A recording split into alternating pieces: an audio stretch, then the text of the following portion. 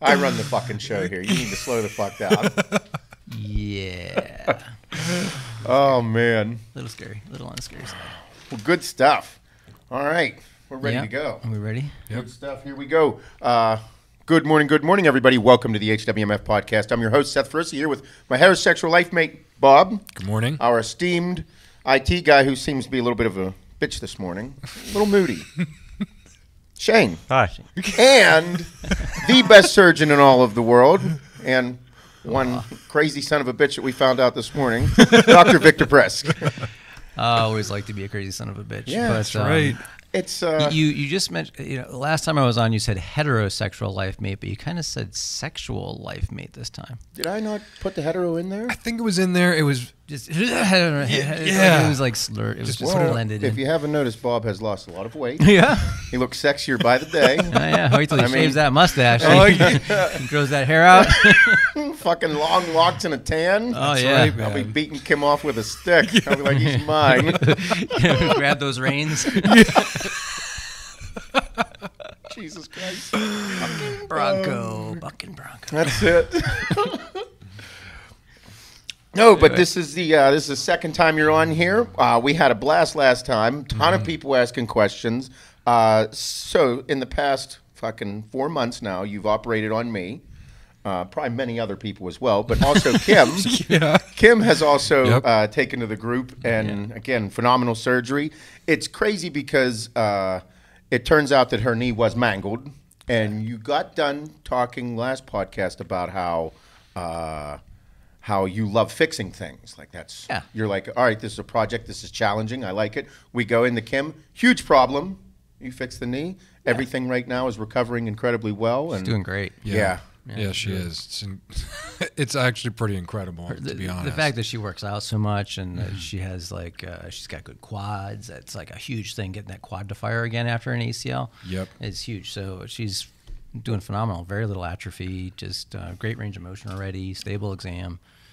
Well, that's this was my first big injury, and I didn't know how big of a role it plays to actually be healthy, actually do physical therapy prior to a surgery is massive. Yeah. Mm-hmm. Huge. It helps in the recovery process. It's a big deal actually strengthening it before you get cut open because... Yeah, and ACLs, we like to do that. We like to make sure we get that quad to fire again because after you have the injury and you have this bleeding in your knee and you lose some of that normal sensation and proprioceptive function and range of motion and it shuts down your quad and all that, you're getting that working before the surgery helps you to recover from the surgery too. I mean, not only do you learn the exercises, but it really just kind of facilitates the neuromuscular re-education. It just helps everything kind of work better.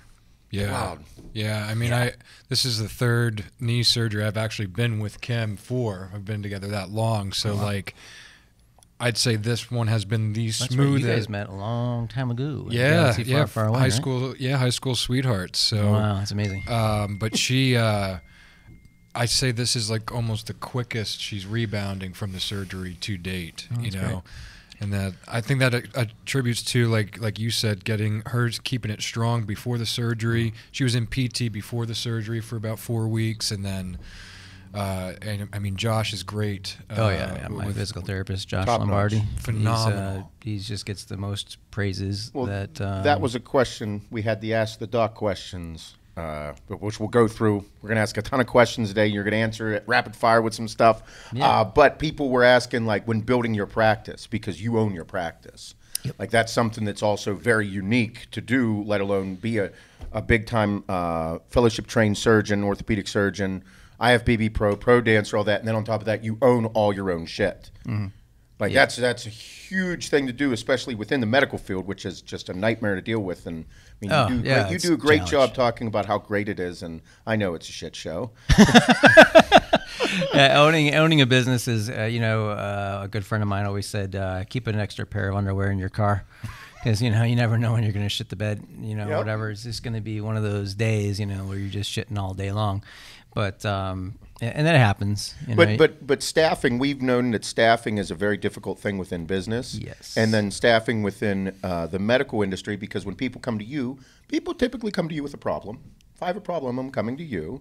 And then you're like, oh, well, I really hope that the employees are nice and they know what the fuck they're doing. Yeah. So not only do you have to, the staffing is just it's a whole nother level that would be very intense, and I don't think I'd want that in that industry. Because you're going to deal with people that are injured and want an answer. It's not only the customer service, but also just making sure everything goes out and gets done correctly and stuff. Get the authorizations from the insurances before we do surgery and things like that.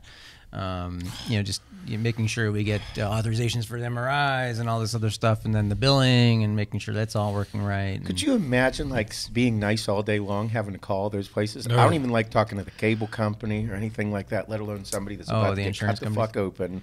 I don't like calling my State Farm rep for an insurance card. Like I don't like doing that. Well, the job of insurance companies is to save as much money as possible, right? The whole point of insurance is just to use it when you actually need it, but the insurance companies make their money by not letting you use their services, right? So they try to do everything they can to limit, getting an MRI or doing a surgery or things like that. So when you call them to say, hey, I need an authorization for this, you got to go through all this different criteria. You have to prove to them that they need it.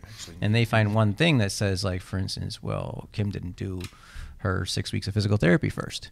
Is she supposed to do that first before we get the MRI or before we get, this and that? So especially when it comes to things that are over-ordered, like lumbar spine MRIs or cervical spine MRIs, primary care physicians probably spent like way too much of insurance money in the past trying to just getting MRIs that weren't necessary, and things like that. So the insurance companies, put all these criteria in, say, well, if you didn't do your 6 weeks of therapy first, or you didn't have this injection, or you didn't have an EMG showing that you needed it, they will they'll deny it. So that's why a lot of people, when you have an injury, that's why people have trouble getting these services. Yeah. Because that's how they make their money. Right. Oh boy, so a lot of insurance fraud happens as well then. Well, it's not insurance fraud. No, I meant if you're able to work the system of that, like. Oh yeah, some people. I guess they could. Yeah, that's what I mean. If you're a piece of shit and you want to find a way to make extra money, that was how you could do it. Yeah, they make it harder and harder, of course. Yeah, so that's why it's good. It's Medicare in particular is the. I think the. The government has really been very strict about how you treat Medicare. So people who do like fraudulent things, like get involved with a lab where they're getting kickbacks and stuff like that. That just happened in Pittsburgh. Guy that's $60 million, and then and just like kickbacks between physicians and doing labs. And so then they indicted the guy. He got a $20 million fine. Oh my God! Like that. But he made $60 million, so he still has $40 million in the bank. Oh my God! Oh my God! So but anyway, that kind of thing happens, and so they're very strict about that, especially with Medicare because it's taxpayer dollars. Yes. So they're very strict about those kinds of things. Holy shit, man! Big monies. Well, that's what I was getting at. Whenever you have a list of things that you have to go through to get through to do that, that means previously to get through that, you just didn't have to go through these 6 line items. Right. You could just go through with it. There it is. That's if you're back in the 80s. These guys, like my buddy Ravi Kandavidi, right? He's the gastroenterologist. We talked about him before. Mm-hmm. His dad worked in the 80s when you got paid like $1,000 per colonoscopy. Now you get like $180. For Medicare. And the majority of it is Medicare because people are into that Medicare range and they're getting those kinds of things, right? So if you look at the difference between what they were paid back then and what they're paid now, they used to do like. So many, and for instance, but it's the same procedure. Oh yeah, it's the exact same procedure, but you're paying like 10 times less now because of all the cuts and everything like that. So, but back then, was it really worth $1,000 to do a colonoscopy? Really, 15 minutes, 10 minutes, and go in and out like that's. If somebody's going gold digging in my ass, so I'll pay $1,000. Yeah, right. Well, the hospital gets paid a lot more than the doctor does that for free. So the doc might get $180, but the hospital might get $2,000 for that. Wow. For all the services and stuff. Boy. So, that adds up for the hospitals. So that's why they like guys like Ravi, working there because they, a guy like him who's doing 20 a day, is like cranking them out, and the hospital's making a ton of money. Sure. So, now this just got me thinking off a tangent. I'm going there. So, for that many people to need those treatments done. Like I'm going to end up needing to get checked and all that stuff later in life, just like Bob will. We all do. Everybody does, and somebody. 45 now, 45 years old. You got to do it. Oh, is that the number? How old are you? How old are you? 32. 32. Oh, I'm 36. You guys got time. Yeah. Well, I'm already past the limit, so it's time for me to get it done. Yeah, I'm not excited. And I'm cool with it because it's something that I know. That's a question I have too. But people love doing the colon cleanses, right? So it's no different for them. They just take a little nap and somebody scopes them, and it's like if you do a colon cleanse where you shit your brains out all night long. That's what you have to do before these damn things. You know, Yeah, get all cleaned out. get cleaned out. I've seen it. I've watched them do a few, and it's. Did you go in for them? Oh, I do. Every time I'm at the OR, I kind of stop in and say hi to them, and so we get to see That's a few. a surgeon thing. Hey, Doc, how's it going in there? Huh? Yeah. Oh yeah, you're way up in there, aren't you? Way up in there. That's a big one. It's a big one. You get so excited. Like, that's how Kim is with everything. Just being a nurse practitioner, she gets so excited over everything. Oh, yeah. Like the surgeries on TV, like some of these crazy things are happening wide open, and she's like, "Look at that!" And I'm like, "I can't look at that. I'm not I looking in watch there." those and I just go, that guy, what the hell is he doing there? I can't even watch like Dr. Pimple Popper, and she's like watching this guy's wide open. I'm like, no. Well, we had a good one of those the other day. Yeah, we had a nice big parameniscal cyst that we just erupted. Oh, yeah. It was totally fun. Should have got a video of that. Yeah. I like that shit. That's wild to watch. I want to see it in person, though. No, I'm cool with on video and stuff. Stick a little needle in that. And blah. Really? Yeah, just big goo. So that side with you doing on the wellness side, you see pretty much everything. I think the one time you said that you had a gunshot over COVID. Like somebody came in with a gunshot? Yeah. That was interesting stuff, man. Yeah. You get to see some really They didn't want to go to the interesting ER things because of sometimes. COVID, but they're like, look at doctor's office. Let's go there. Let's go there. Yeah, let's go check it out.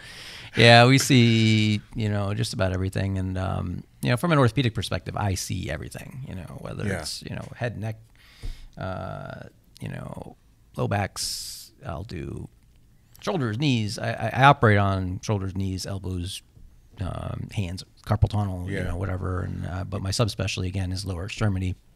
I'm fellowship trained in foot and ankle. Foot and ankle. Well, that was my mom. My mom actually went and saw him. Yeah. Yep, got a shot in the foot. My mom's foot. My mom's house is the cleanest house on the face of the planet. Okay, I'll eat off of her floor before I will this table, and I eat off of this table every day. But she has to wear. She has a specific pair of shoes that she wears in the house. Like you don't wear shoes in my mom's house. Yeah. But her feet are so bad that like she can't walk barefoot anymore, so she wears shoes in the house. Yeah. Foot's been a nightmare. She's had 2 foot surgeries, and I'm like, you got to go see Doc. You got to go see Doc. And she's like, I don't know. And I'm like, go fucking see him. Well, she doesn't let me know. She just makes the appointment, goes, she's like, and I'm like, Mom. And then he tells me, he's like, saw your mom today. She's super nice. And I'm like, what the fuck, Mom? But no, her foot's been a nightmare. And I was like, can you fix it? And I got a text back that said, yeah, no worries. I can do that. It's fixable. Yeah, and I'm like, definitely fixable. How's it like such confidence has to come from so you've seen worse shit than what my mom's going through? Oh, much worse. Yeah. Get the fuck out of here. Oh, yeah. That foot is wild looking. It's pretty wild. Yeah. It's been, hacked on a little bit. Yeah, that's what she was worried about. She was like, my mom, she's super worrywart, high anxiety, things like that, just worries that, about the kids and all this shit. And then she's like, I just don't want him. I just don't know. Is it going to be bad? Did I have a bad doctor do this? And I'm like, Mom, I was like, let's not worry about that. Let's worry about how good it's going to be. Keep moving forward. Yeah. Let's not talk about that. But so she's excited. She ended up saying that her foot actually did get some relief. So she's, good. Yeah, it should last a little bit. Sunday. It should still be kicking in. Yeah. Yeah, that should be good for her. Yeah. But, we can fix that. If she wants to do surgery at some point, we can talk about it. Yeah, that was her thing. She's like, I got to think about it for a while. And I'm like, yep. Yeah. I was like, after you realize I couldn't imagine going through surgeries and then like having a bad one and having to go through it again and worried about, can it be fixed? Because right now my triceps, it fires, it functions, it's growing, everything's good. And I'm like, I could not imagine going through this process only to find out it's fucked up. Yeah. Mm-hmm. Yeah. That would not be cool. And it'd have to get repaired. Cool. Fuck no, I wouldn't want to do that again. Like Chem 3 knee surgeries. Oh my God. I thought, I was like, this is the last one. It's not the last one in her life, though, unfortunately. No. Like, replacement at some point. I'm sweating now. Yeah. Unfortunately, once you tear your ACL, your risk of having a knee replacement is very high. Yeah. That's hopefully not for that's a years. long time down the road. Yeah. 100 years from now. He's like, yeah, exactly. Well, the first fucking thing Doc says, it was, what was it, the last checkup I had, we're in there, and he's like, we're going through, I'm like, man, triceps good. And he's like, you're back to lifting weights? I'm like, yeah, into it. And he's like, how's the bicep doing? And I'm like, what you fucking mean bringing up the bicep? He's like, what are we curling? I saw you curling. And I'm like, Didn't go to lower rack yet. Still in the 50s. Lower rack. 50 is my cap. From 5 to 50, that's where I've been. Yep. And he's like, no reason to go lower. Getting up with one of these decisions. Yep. Yeah. I was like, God damn it. That was Yeah. first thing. Not the triceps good. Oh, he's like Watch to the reel you bicep. in just a little bit, gotta- you know, just a don't little do bit of dumb reality. shit. Don't do dumb shit, you know, kind of keep things, a little bit on the. It's an important reminder. Side. Yep. It really is. It really is. Where's my dog? Where'd he go? We got Louie over here, too. We got Louie in here today. He hangs out with you Louie. on Tuesdays. Louie, come here, man. What's up, buddy? Come here. Boy. Say hi to people. Oh, boy. Come on, bud. Good dog. He just likes his. Every time I went there to go rub him, he leans his butt in. Hi. Hi, guys. Hi, guys. My name's Louie. I'm Dr. Prisk Dog. And, I eat lots of treats. I sleep on the floor next to him. Yep. And, it's a good life I live. I got a doctor who picks up my shit. Who's in charge in this relationship? Yeah, me. Who picks up your shit? I definitely don't. Right? Anybody listening? Is this thing on? Come on. Yeah, when you do leave, you're a pooper scooper. Leave the office, go home. That's what it is. Yep. Yeah, dogs are in charge. They run the world. Man. They run my world at home. Oh yeah. Yep. Oh yeah. So one of the things that we talked about coming back on, everybody, you have had a ton of people come in the office from the podcast, and they were pumped. And I have to thank you guys because helping out a ton of people that you name it. Good. The big thing for me is I don't like the fucking doctors. I absolutely hate it. Going through this I hate doctors. Going through this thing has been horrible. And I was like terrified of it all, but then it turned out like I found good doctors. You, and then going to see Rajesh.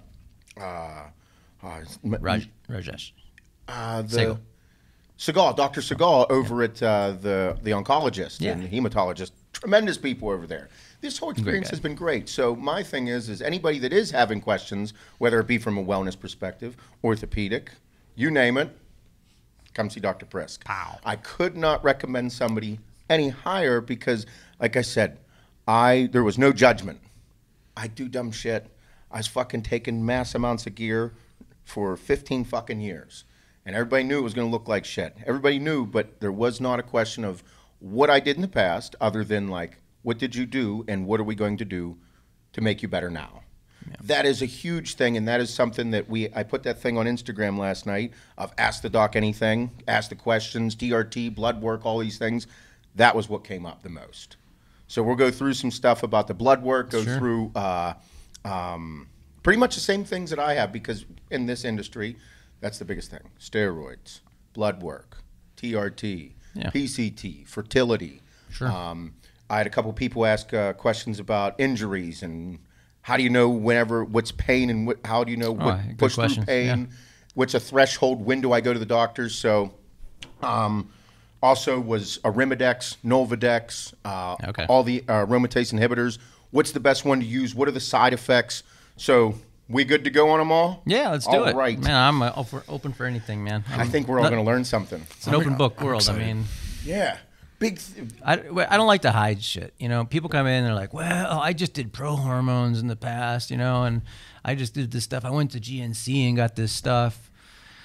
And you're, all these labs are out of whack and stuff. I'm like, come on, man, just tell me what you've been taking. Yeah. Come in and be honest with me.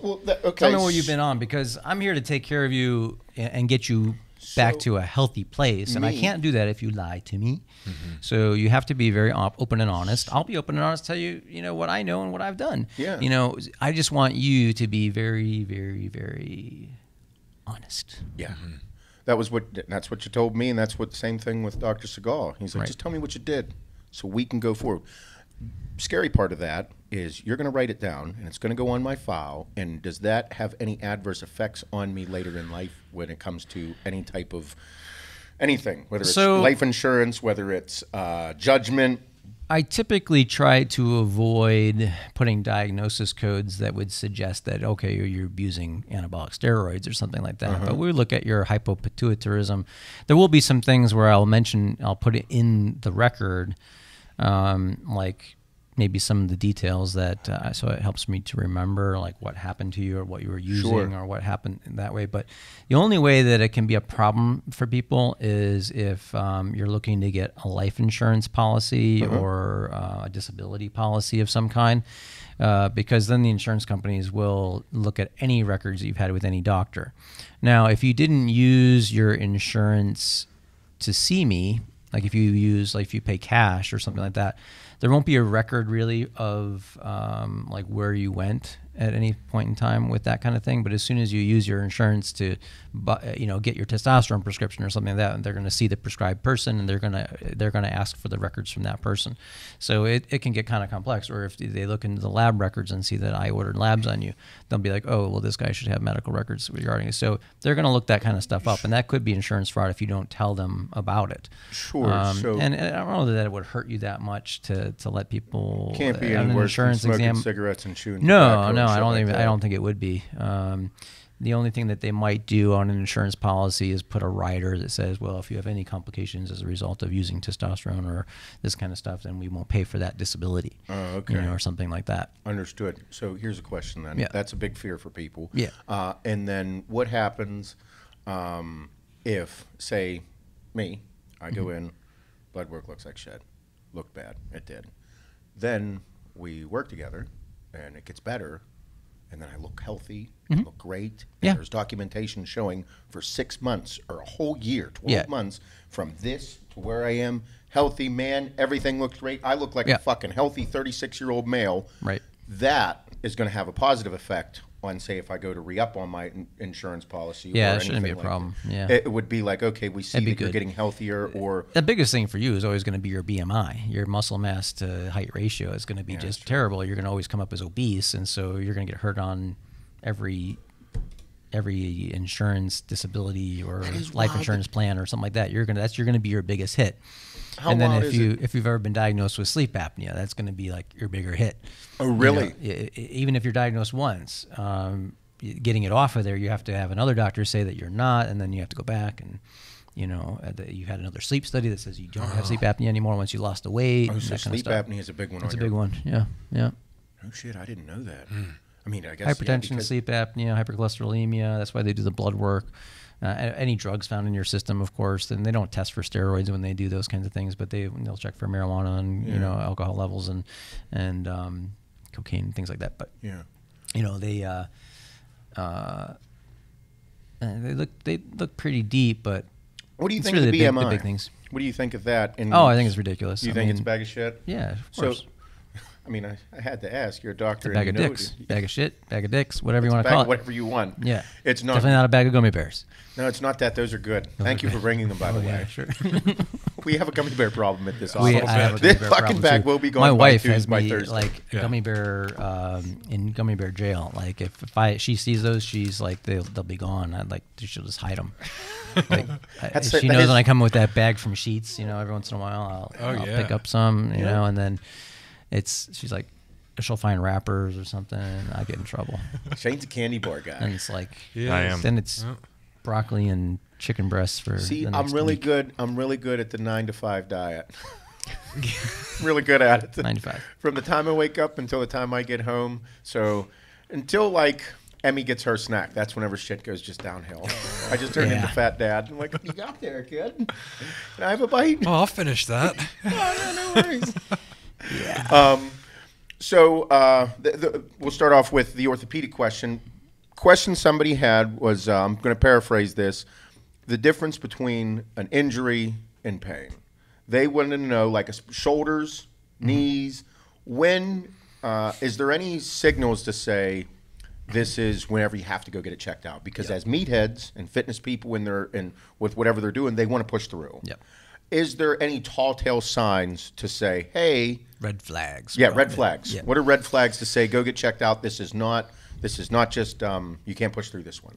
So usually you had an injury if you felt some kind of a pop or something that results in immediate swelling.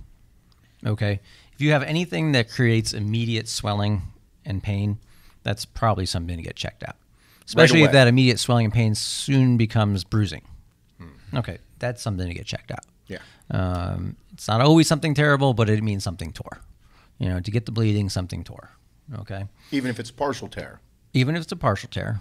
And you may not need to have surgery. You may not have to have anything more aggressively done than some physical therapy, perhaps, or some relative rest. But or just a reminder, hey, dickhead, you just partially tore this. You just partially tore this, and you could completely tear it if you continue to progress with it. So you might want to get a sense of how partially torn it is. For instance, you come to my office, we do an ultrasound, we see if the muscle or the tendon is torn, how much, what degree, and whether we need to be more aggressive, whether it be to get an MRI or to do surgery. So, those are things that are good to know so you don't keep pushing through something bad.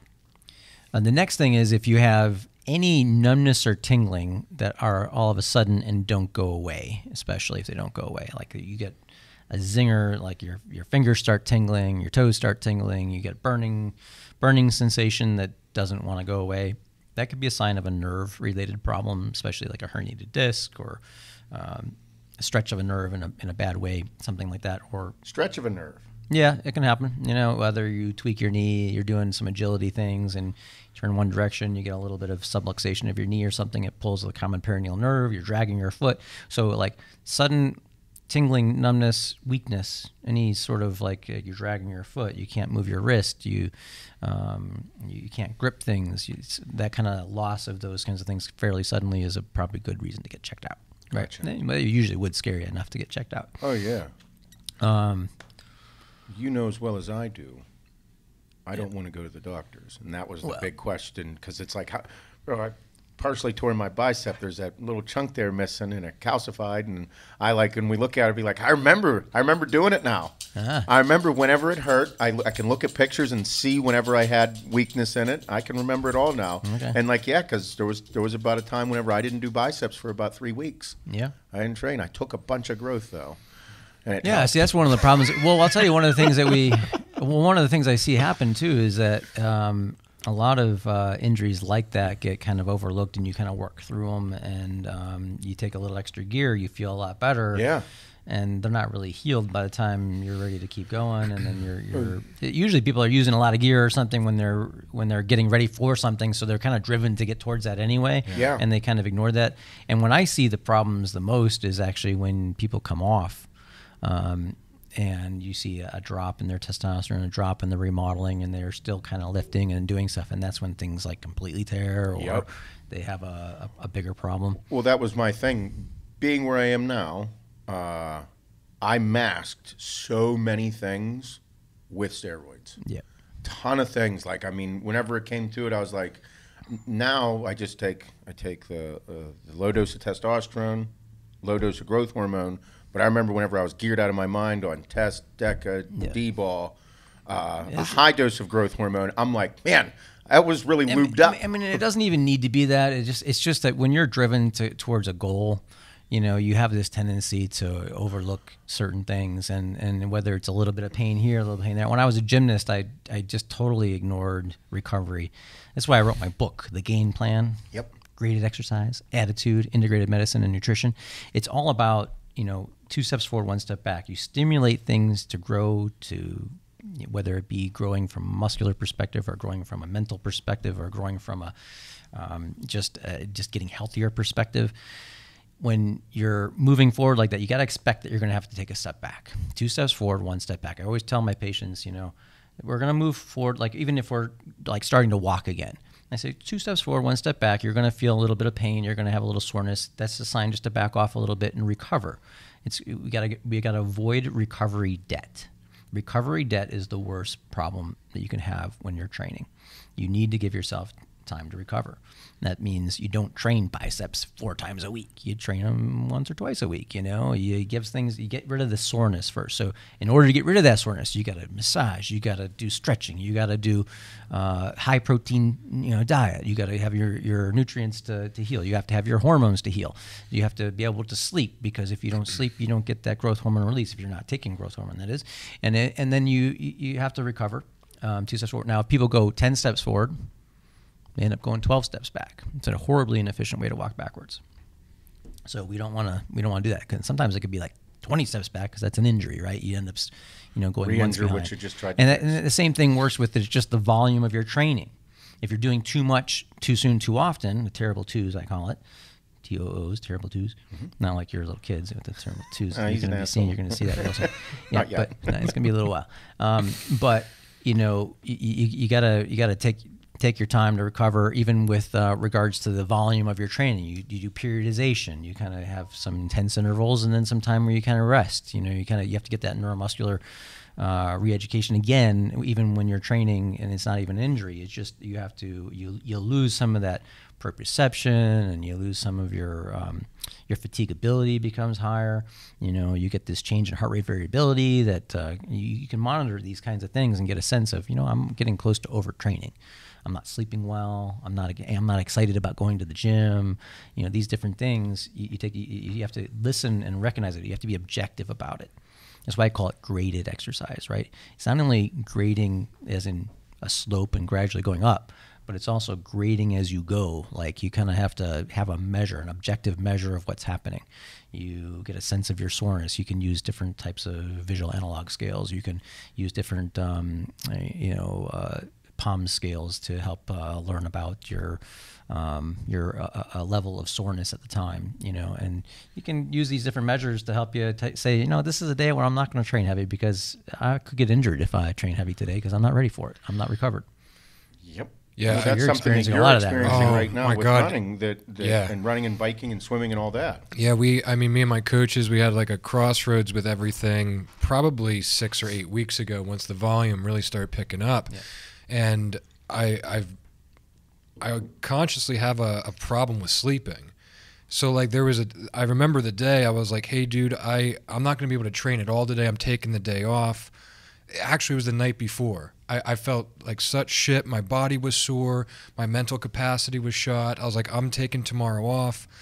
And my coach texted me. He's like, how about you get a really good night's sleep tonight and we'll evaluate where you're at in the morning. He's like, how have you been sleeping? I was like, maybe 2 to 3 hours a night the last 4 nights. And it was a busy week here and just outside stresses. I went to bed at like 7:30, 8 o'clock. I slept for like 8, 9, 10 hours. I woke up, I was less sore. Like, I was still sore, so like he had me do a recovery swim, nothing outlandish. And 36 hours later, I felt completely fine. Where that night before, I was like, I know I cannot run 1 mile, yet alone 10 miles tomorrow.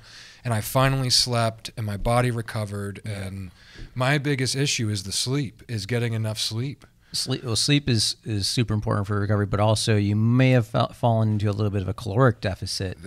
And that's probably, you know, when you have an energy deficit is when you have no anabolic response, right? If you don't have enough nutrients in your body, you're going to shut down you're going to become catabolic. Yes. And you need to be anabolic when you're trying to move forward with this kind of stuff, right?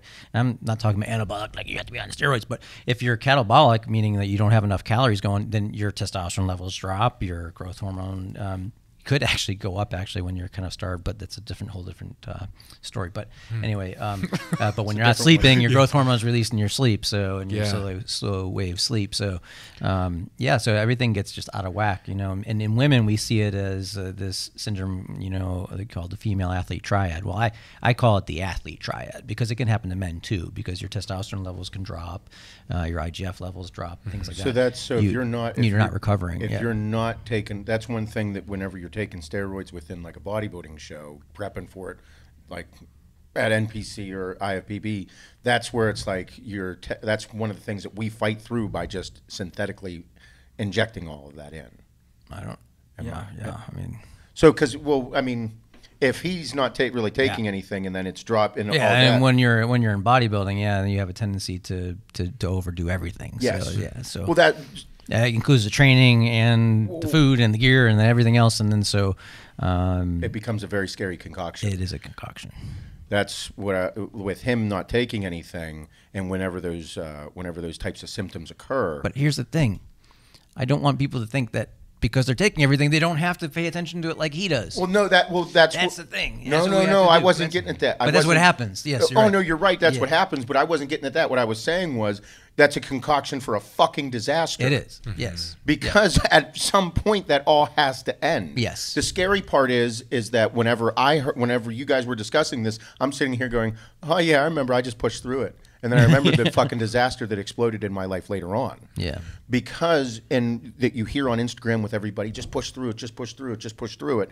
Bob was already pushing through it to get to that point. Yeah. And then some people be like, oh, just fucking push through it further. Well, no, I just pushed through every fucking waking second that I had, including my non-waking seconds, to get to the point that I was at that point. And then it's like, go harder. The same like, thing. Hold the fuck on. Exact same thing happened to me with like how you tore your tricep. But it's just like when I tore my bicep, I even write about that in my book because that was kind of the impetus to write the book, was basically that, you know, let's not let this happen again, where I was a resident at the time. I was working like 36 hours on, maybe 8 if I was lucky off, you know. I was kind of doing, I was training for a bodybuilding show. I think it was Junior Nationals back then. And then I wasn't sleeping. I wasn't eating right. I didn't really understand the food and how it was supposed to be. I mean, I wasn't like into the nutrition like I was after that. And so, I would eat a yogurt as a protein source, you know, and like be like, okay, well, that was like 12 grams of protein, but it was also a ton of sugar, you know, which caramelizes our insides, right? And makes everything nice and inflamed and brittle and doesn't let you recover because sugar just kind of creates advanced glycation end products that your body then attacks like it's abnormal tissue and literally caramelizes you, right? So it's that inflammation that you have to get under control, and then you train and you get more inflammation, and then you get more damage, and damage, and then you decide to get up on the rings on Santa Monica Beach after doing a photo shoot with Iron Man magazine and Muscle Tech, and doing all these different things in one day before, and I'm curling 80-pound dumbbells to be like, I'm huge, you know, and then the next day I get up on the rings and my bicep is all nice and tight and sore, and it was hurting me for weeks before, and I get up on there, do an iron cross, and then pull out to a Maltese cross and just pop. You know, and I knew it was going to happen. Yeah. I remember telling my girlfriend at the time, I said, you know, if we're going to do this photo shoot on the rings. We were going to do this old classic Muscle Beach photo shoot, and I get up on the rings and I'm like, yeah, you know, this might not be good. I might pop my bicep, and I did. I wasn't listening to myself at all. I don't know why. Doc does dumb shit too. I did dumb shit. And that was the last time I could ever like really do the rings. You know, I was still trying to train and do the rings at the same time. I was doing bodybuilding. I was doing gymnastics. I was doing residency. Fucking animal. It was insane. Yeah. Dumb shit. Dumb shit. Yep. Wasn't listening to my body. But that's what we all fall into that category of doing that. Yeah. Because we all feel indestructible, especially like you said, you were fucking show shape, looking great, magazine, the whole 9, photo shoot, everything's great, and shit like that, dude. Intense. Top of the world. I was on top of the world. And then I made a new goal. I'm going to do it healthy. Yep. I'm going to come back in 6 months and compete in the first, I was going to get into do the Pittsburgh show again, which was 6 months exactly after I tore my bicep. And I said, this is my goal. I'm going to be on stage in 6 months and do everything I can to do that healthy and be there. And I didn't have an injury after that for the rest of my bodybuilding career. So well, that's kind of how I feel about this whole situation now is me doing all this because it's from a whole entire different mindset. It's not from psychopathic Seth saying let's fuck. I mean, like I joke about it all the time. Like I don't even know if I could take Trent again. I don't think I could. The smell of it might turn my stomach and be like, nope. I might have it all drawn up, like be fucking in the zone, ready to go, blaring metal music, being like I'm watching fucking old Coleman videos or something on YouTube. They could be loaded up, and I'll be like, I smell it. Oh yeah, Ronnie Coleman videos is the best thing to watch when it comes to excess. Yeah. And then you end up, unfortunately, like Ronnie is today, right? I mean, it's kind of sad. But that's the crazy part about this sport, bodybuilding, that I absolutely love, is because you're going to put it all on the line. And that's what attracted me. That's what attracts everybody, because it's very difficult. It's very, you have to be so meticulous. You have to be perfect, not in one aspect, but in multiple. You got to be on with the training. You got to be on with the nutrition. You got to be on with the nutrients. You got to be on with the supplements. You got to be on with the gear. All of it has to mesh into one. And everybody's like, oh, well, he's just taking a bunch of sauce. Well, you can, but if these other portions of this pie are not there, it ain't going to do nothing. Yeah. And what I found is food is I know food's important, but after going through this whole process over the past 18 weeks, food's everything. Food's everything. Mm-hmm. Everything. I came half vegan. I was 50% vegan now, thanks to you. Pretty great. That was a joke. People love it, but 50%. 50% vegan. Yeah. That means that I eat a lot of fruits and veggies and meat. Exactly. But Yeah, you gotta have a with lot of how my veggies in blood there. work has progressively gotten better, Yeah. and the amount of fruits and veggies, clean meats, lean meats, fish, nuts, everything. Yeah. In my leucine factor diet, even green veggies are completely free food. Really? You can eat as much green veg. I've never seen anybody get fat on broccoli. I might get a little bloated, but Not fat. not fat. Not fat. I like that. Might have some I, gas. I did. I did. Might want to switch to spinach. But yeah, no, that's what blew my mind. You said something about sugar there that I want to touch on before we get into all this TRT stuff. Yeah. How it caramelizes your insides. Now, I know that these are absolute bad, horrible for me. I don't recommend anybody like, oh, gummy bears. I eat them because They're addicting. They're fun. I like to take them pre-workout, have a couple of them. The I'm texture, not eating. if you get the right one, Yeah. I like the. I have to say, I like the Black Forest texture better than the Man, that's a others. fucking ballsy statement around I don't here, know. dog. We're gonna Let's get, open we're them gonna- up. Let's open them up. Let's try. I gotta see the. I haven't had the Albanese and the Side by side, the yeah. Black Forest side by side. So I might learn. But I discovered Albanese- these, I think, at Office Depot once, and The then, Albanese are a favorite around here. Oh, yeah, it's It's my favorite flavor. a little harder to chew than and these guys. I know why you like these. These are like a gummy. I know these are gummies, but these are different types. Oh yeah, the texture of the Black Forest. I don't Let know. me do one of those. I just like the texture of the Black Forest better. I really like Something the texture about of that these ones. texture. And you know what? If you get the big bag of the Black Forest, I they're see not as what- good. I see The what you small mean. bags are actually better. I don't know what it is, but Smaller batch. no, actually, the bigger that I take that back. There were these little bags that we got from like Sam's Club or something. They were like these little ones, like little serving bags, and they weren't as good as those ones. Mm-hmm. So it was the bigger bag actually that was better. I love gummy bears so much. Yeah. Anyway, I swear to God, they take But me the back to my texture- childhood nonstop. I could down a bag of that in like 10 minutes, and it's like I'm doing my office notes and I'm just sitting there. On the road, that's why I won't buy them. If I'm on the road and I got a bag of those, I eat them till they're gone. Oh, That's yeah. it. Yeah, you know what I realized though is that I'm usually eating them when I'm thirsty. Oh, no shit, I huh? need to drink water more. Mm-hmm. Yeah, if I drink more water, then I'm not really, it's that fruity, sweet Sweetness, kind of thing. I kind of need something for the flu. I don't know. I like But it no anyway. matter what. So what were you going to say about sugar? So, I see people like I've been talking about gummies for fucking years. I like them like in my pre-workout. I like them before I train. I like them just because they make me feel happy. And it's always something. I eat a couple of them, a handful of them, put a few in my, put like two Yeah, or they three remind in me my- of being at grandma's. Yeah. What's that? They remind me of being at grandma's. Bro, Grandma had jars of gummy bears everywhere. Oh, yeah? And just candy all over the house, and every Sunday go over Emmy, there, and I just every eat gummy older bears. person's house that Emmy goes over, she looks in their jars. She figured out that they have cookies and candies in Ah, their jars. the jars. All Okay. of them. Every fucking person's house Nice. that's tried it. So you said something about sugar caramelizing your insides. And that has been a topic that everybody's like, how bad sugar is for you.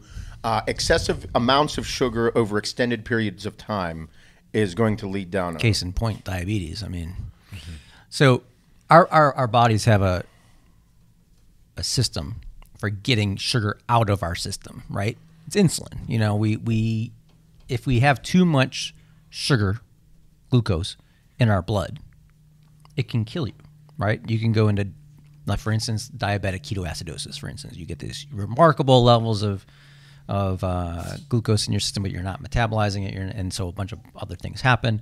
But even in non-diabetic ketoacidosis, just having type 2 diabetes with elevated levels of blood glucose, it sludges your blood. It affects a lot of different things, and so it can kill you.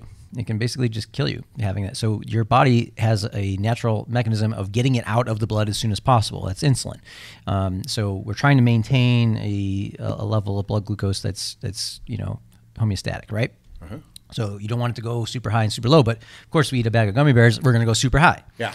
And then insulin's going to be released, and if there's dysfunction of that, or our ability to utilize that insulin at the muscle level or at the fat level or whatever, called insulin, insensitivity or insulin resistance, we end up keeping it in our blood, and then it causes damage, right? So it can damage anything, just like through this Maillard reaction. It's like how toast, turns brown and things. It's the same reaction can happen. You get this caramelization, basically, of proteins, like the lining of your blood vessels. Has proteins that can become.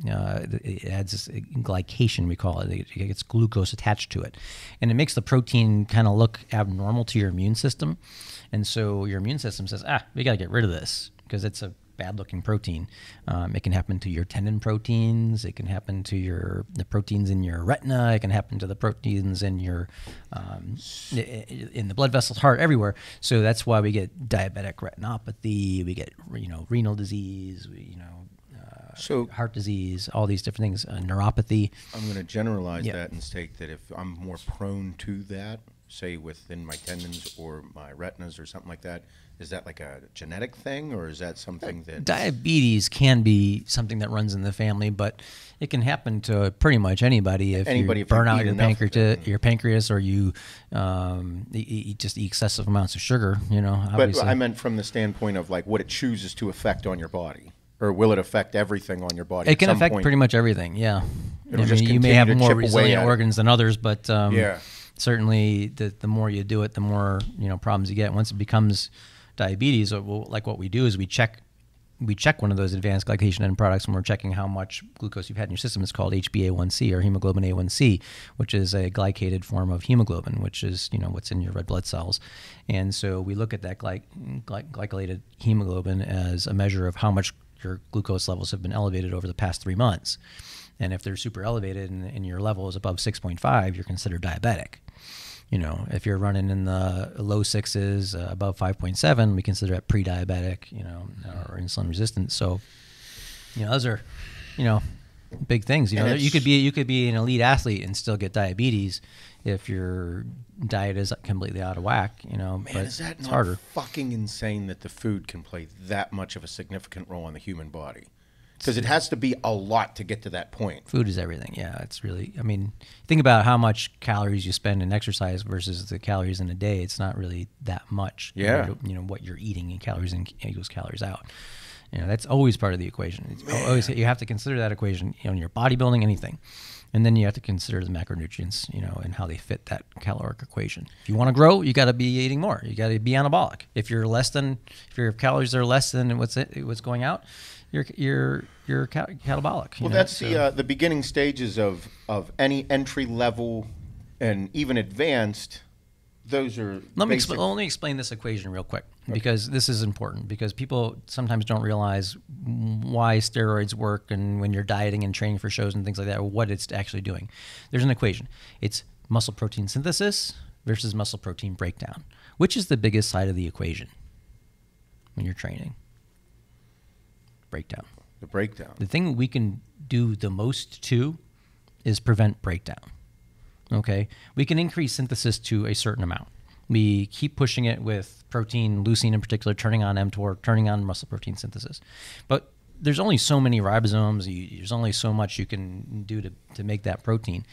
But once you look at the equation, you say, well, I can prevent the breakdown. And the more protein we eat, when we eat higher amounts of protein, we can actually fill the garbage can, so to speak, so you're not breaking down and throwing away proteins.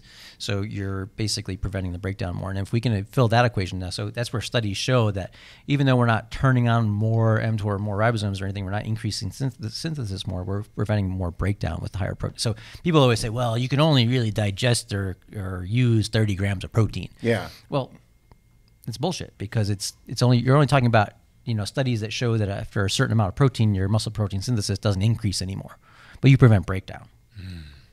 That side of the equation becomes more important at that point. That's another step within this, yeah, of that conversation that people don't know about. And so that's where steroids help people to maintain muscle mass going into like a bodybuilding show when you're in a catabolic state, basically from a food perspective. Yeah. But you're trying to prevent muscle protein breakdown.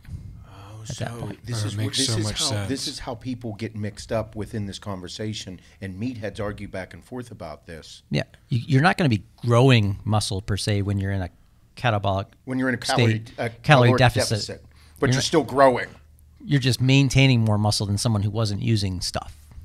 So the steroids play the role in that perspective. And having extra protein actually helps. And actually eating a high preventing protein the diet breakdown. with low fat, low carbohydrates. You know, going into the a show. 500 grams of protein a day kind of stuff, yeah, it actually does do something in that case because it's preventing the breakdown. Well, that's been the argument of seeing somebody that's 270 fucking pounds eating 500 grams of protein. Everybody's like, oh, you're just shitting it out. When in fact, you're like, but the guy's bigger and he keeps getting bigger and looking bigger. Exactly. And Better, it yeah. looks like he's getting better. And I think I'm full of shit. I don't know.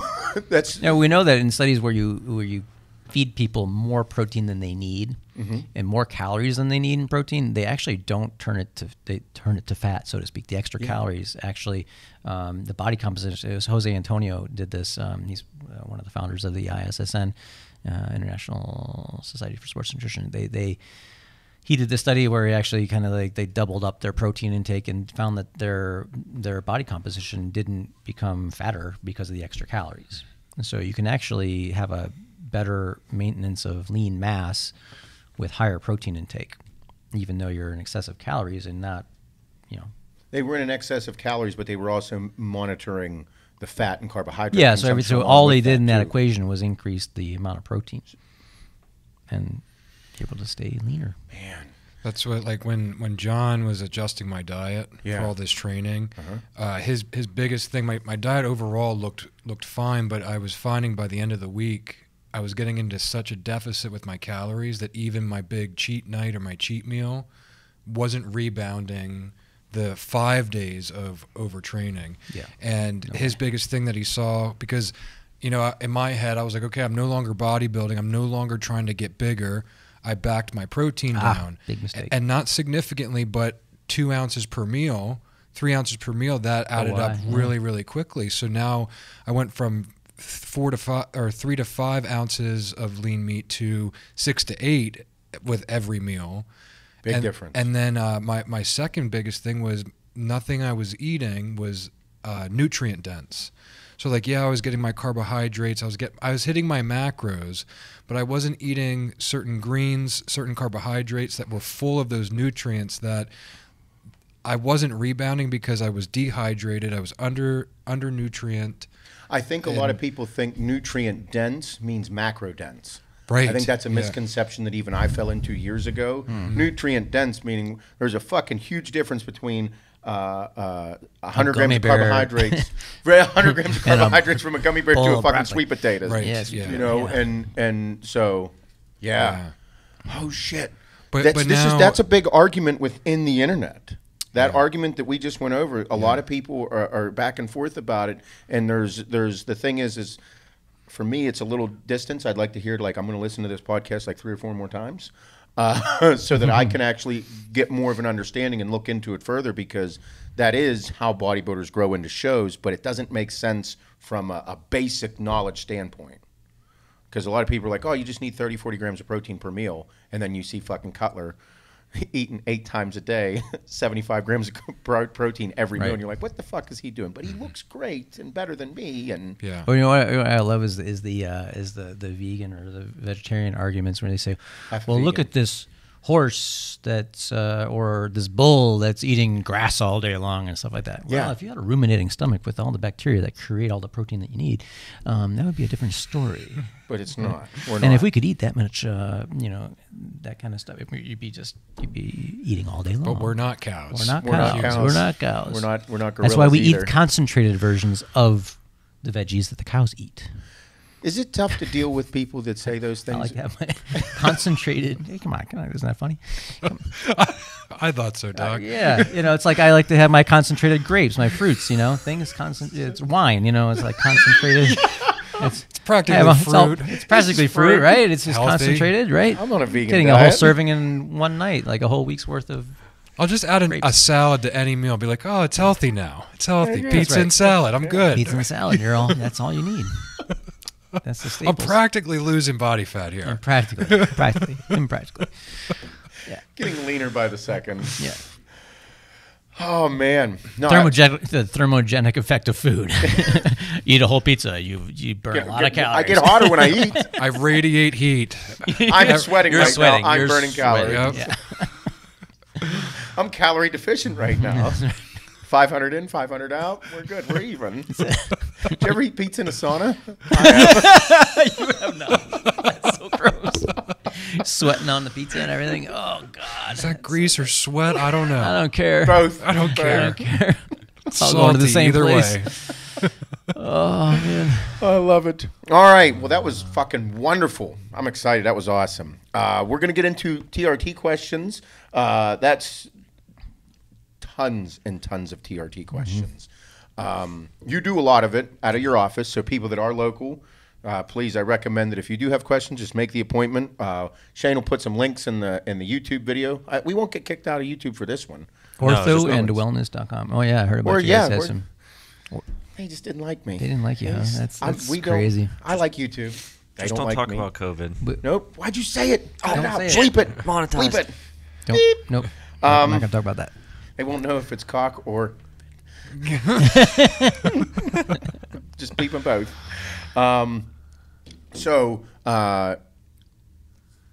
That is everybody. We got on the subject of that with people saying like they don't like to tell the truth at the doctors. You see that a lot.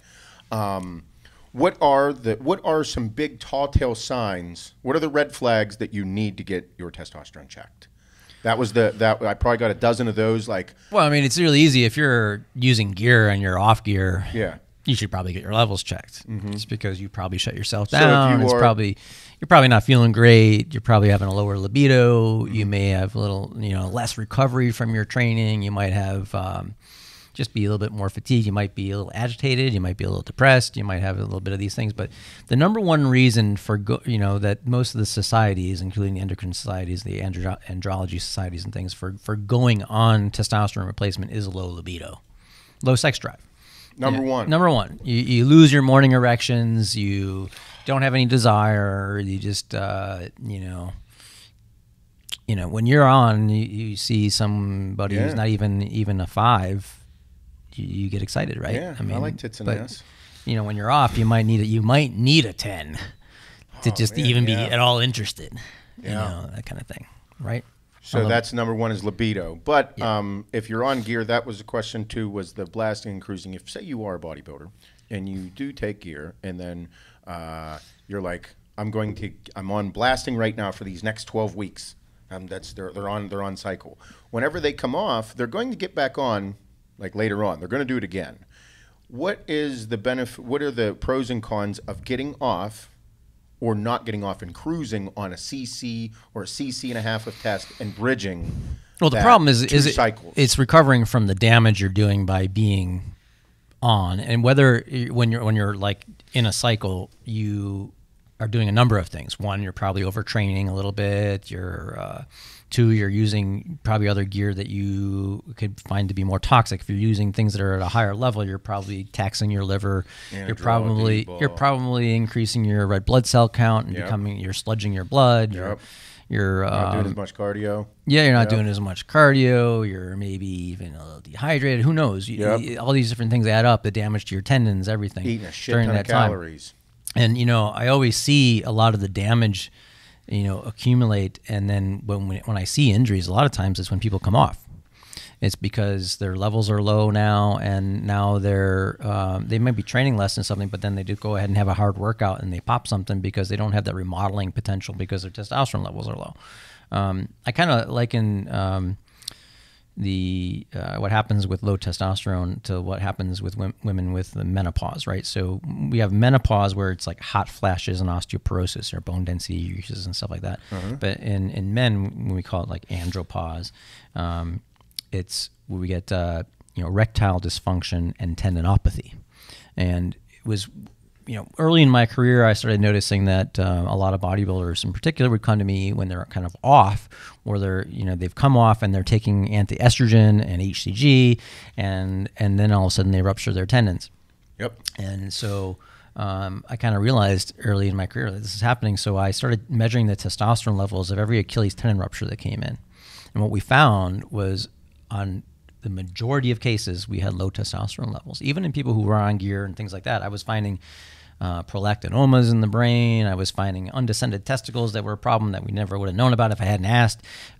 We had a guy who had recurrent prostatitis who was having, ended up with lower testosterone production. There was a guy who was a cyclist who, decided to pick up running for triathlete running and stuff like that. And because of riding the bike and having tight underwear and things, they were losing their testosterone production. So, Get the fuck out of here. Yep. Yeah, so that's the reason why your balls hang down, right? Some lower than others. Yeah. They wobble to and fro. Can you tie them in a knot? Can you tie them in a bow? I can't anymore. Throw them over your shoulder and My like brother a continental soldier. Your balls hang low. Yeah, I like that. I like so, that. all right. Mike's So brother's they hang low balls for are a reason, huge. right? Because they have to be at a lower body temperature. That's why they're hanging. That's why they're hanging. To stay. To stay fertile and to stay virile, they have to be outside your body, and otherwise it. Oh no shit. Yeah, if you have undescended testicles, you don't produce testosterone. Man, everybody's learning stuff. Yeah. This Wasn't that like they said Jamie Lee Curtis was like an undescended? Yeah, they said something like that whenever she was born. Something like that. I don't know. Anyway, I forget what that was. Something like that. Anyway, but yeah, Not even gonna go there. you guys are too young for that anyway. No, I was just gonna say she still has a great set of tits. I'm an ass so- guy. I wouldn't know. Yeah. I like them both. Yeah, I'm Yeah. an ass guy. Yeah. Yeah. Mhm. Okay. In there.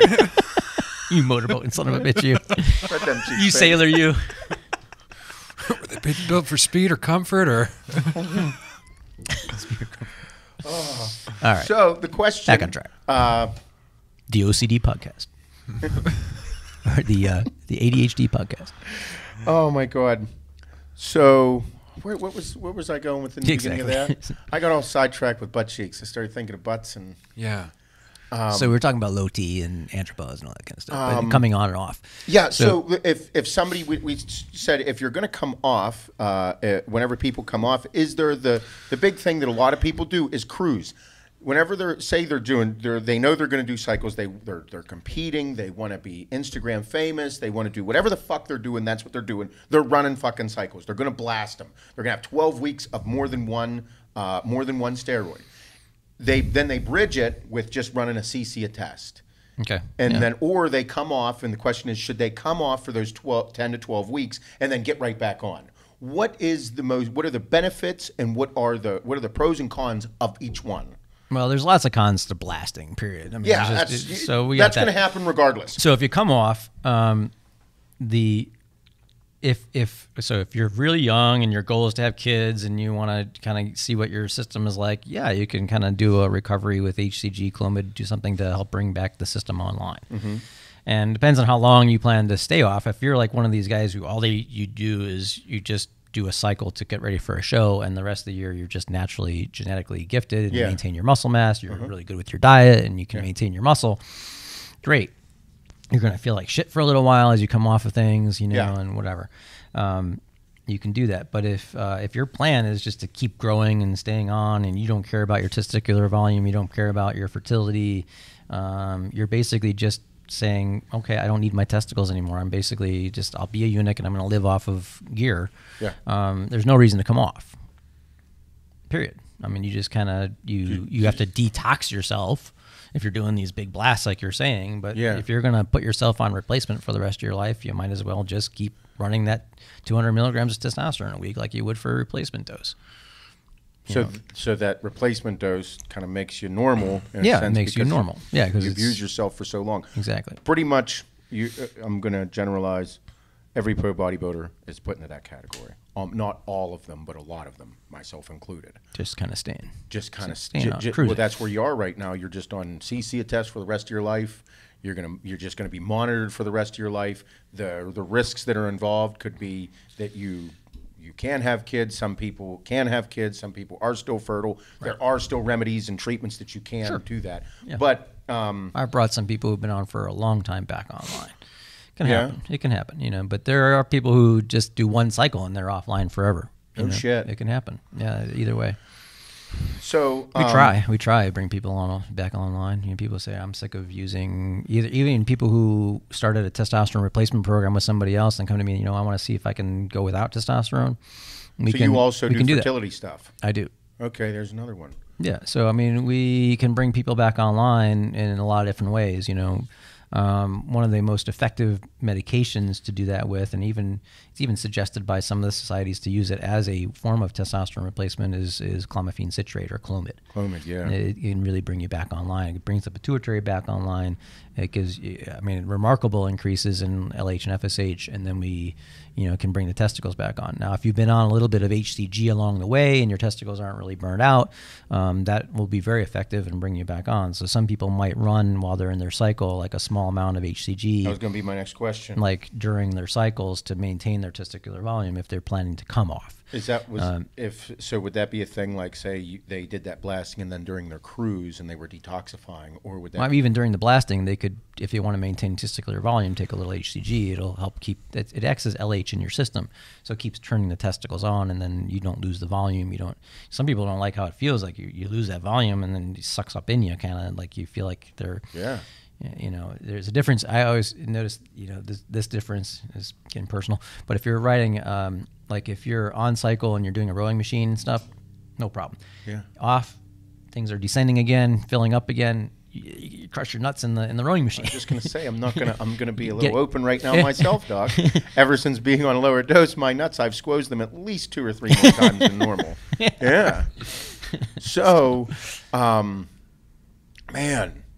Okay, so even whenever you're on, whenever they're running some shit, people will take that. Now, is there any adverse effects to, is there adverse effects to HCG during or like a cruise time? In my experience, I really haven't using it properly. I know that we're using that term loosely right here on this podcast. Yeah. So when it comes to HCG in general, I have some patients that are on HCG I have one who's on for 2 years, just straight as their testosterone replacement. It works so great for him. He feels great with it.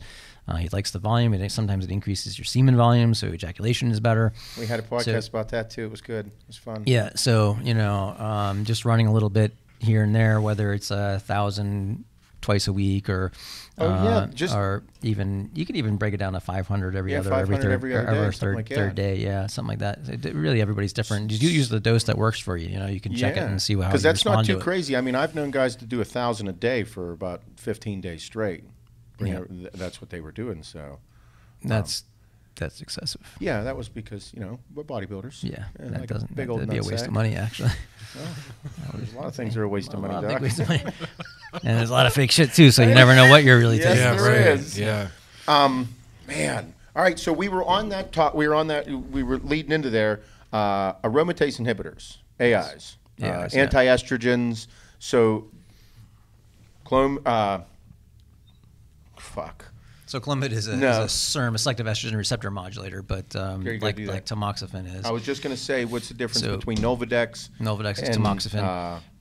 We have Nolvadex, and Arimidex, and then letrozole. Yeah.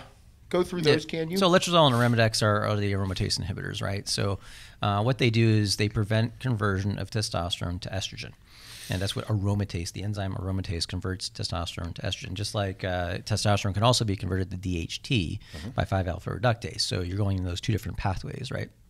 And it's actually when testosterone is converted to estrogen, it's the excess estrogen that actually turns off the pituitary and tells your body to stop making testosterone, because that makes sense, right? If you have too much testosterone, you're going to convert more to estrogen, and when the estrogen starts getting up, that's going to start turning you into a little bit of a moody bitch. Right? So it tells the pituitary, well, we don't want to be making any more testosterone, even if you're supplying it exogenously. So that's what shuts the pituitary down. So one of the ways we turn back the pituitary on is using a selective estrogen receptor modulator like Clomid, or even Arimidex can be used to do that as well. And by lowering estrogen levels, we can kind of turn the pituitary back on. So that's one of the ways you can come off. A combination of HCG and Arimidex, or a combination of HCG and Clomid. One of the reasons to avoid Clomid is people who have depression and anxiety problems, because it can really cause some issues there. Oh, really? Yeah. Side effects from Clomid Side effects from Clomid. The biggest side effects I see are depression and anxiety issues. No shit. Yeah. Get the fuck out of here. So a side effect of Clomid, the thing that you take when you're coming off a cycle, is depression and anxiety? Yes. Something that's going to fucking occur whenever you get off a test? Yeah, anyway. Yeah. Right. Fucking it's going to happen. Yeah, so it is one of the bigger But complaints that's we see. that is the medication that's prescribed for that. Yeah, that's why some people we just kind of do the even fuck with Arimidex. Yeah, and so we don't even mess with it. Stick with the Arimidex. Now, what's the difference whenever we go to Nolvadex? Yeah, Nolvadex and Arimidex. So let's talk a little bit about the effects on your system too, because this is I've been noticing this as being a big problem. For whatever reason, a lot of bodybuilders and people training come to me. They've been saying that they were using Nolvadex like regularly, and I'm like, this is the worst drug for bodybuilders to be on regularly. The worst. And there's a number of reasons why. Let's hear them, dude. Okay, so let's look at how these both work. All right, aromatase inhibitor, if taken at a nice level, kind of still allows the testosterone and the estrogen to be there, but lower. Yeah. Now, if you go to the level of taking the Nolvadex, and now you're blocking the receptors for the estrogen. It's blocking it. Yes. You're basically just saying, we're turning off estrogen activity everywhere. Fuck it all. Fuck it all. So I just doing. It's like fuck it all. Medication for everyone. Fuck it all. Yeah. So it's basically shutting everything down, and the beneficial effects of estrogen on your bone, on your tendons, and maintaining the elasticity of your tendons and recovery of the fibroblasts and things like that, and the effects on your cartilage, the effects on your joints. You know, people who are taking these anti-estrogens, especially Nolvadex, are gonna, and even my patients who are in breast cancer remission, they're on tamoxifen, they're having a lot of joint pain, tendon pain, problems with Achilles tendonitis because it's a very low turnover tendon, and other tendinopathies, whether it be lateral epicondylitis or plantar fasciitis, things like this. They're having more problems with that on tamoxifen because the estrogen effect can't get there at all. With the aromatase inhibitors, at least you can, if you take a nice low dose, you're not taking it too excessive, you can shut your estrogen levels down to like a normal level. You can manipulate it. You can manipulate to the point where you're keeping your estrogen around 30 instead of at 200 or 150, where some people can get up with higher doses of testosterone and they're having a lot of side effects from that. You can actually kind of maintain a normal level of estrogen in your body, but you're not blocking the receptors and stopping its action everywhere. Okay? So, you know, as much as I'm against Nolvadex, there's only like one time in like training or reasons to do it, and that's kind of like in the end of your prep, and you want to kind of shut that estrogen down and dry you out. Yep. That's it. And 2 weeks minimum, you know, maximum. 2 weeks max. Max. Yeah. So just even then, you're going to have estrogen rebound. Yeah, after you're done, you're just going to be fucking because nuts. You end up with increased estrogen receptors in your tissues. So then that's how you can get. That's how an influx of gyno can occur at the end. Come in at the end. And then, so then, you know, when you're, the other thing is that tamoxifen is like really bad for like IGF-1 production in your liver. It's terrible for your lipids sometimes. It can make your HDL go through, you know, just like oral steroids can. Really? And so it can be kind of toxic. Yeah. And it increases the risk of blood clots. So, you know, estrogen has a little bit of a protective effect on your blood vessels and things. So if there's one thing people are taking away from this podcast, which I just did, was fuck Nolvadex. Fuck Nolvadex. There's legitimately only one time that you're taking it, and that is for put that in big letters. When you put it on there, fuck Nolvadex. Yep. Shane got that. Yep. But that's I think a lot of the tendon injuries that I see happen around the time people are using Nolvadex. You know, I can name 2 people right off the top of my head that were on Nolvadex when their tendons tore. Yeah. So we have to avoid that. Wow. So that's why even the reduction in IGF-1 levels as well can be bad for tendon healing and that kind of thing. That's why you use growth hormone sometimes in the recovery process of tendon repair or something. You can increase IGF-1 levels, which helps increase fibroblast turnover and collagen production. Yeah. Mind blown right now. Yeah. That's a huge one within the industry because it's people read about them, but whenever you hear it from someone such as yourself, it's like, oh man, this was broken down in layman's terms for me to understand and say, don't do it unless these situations.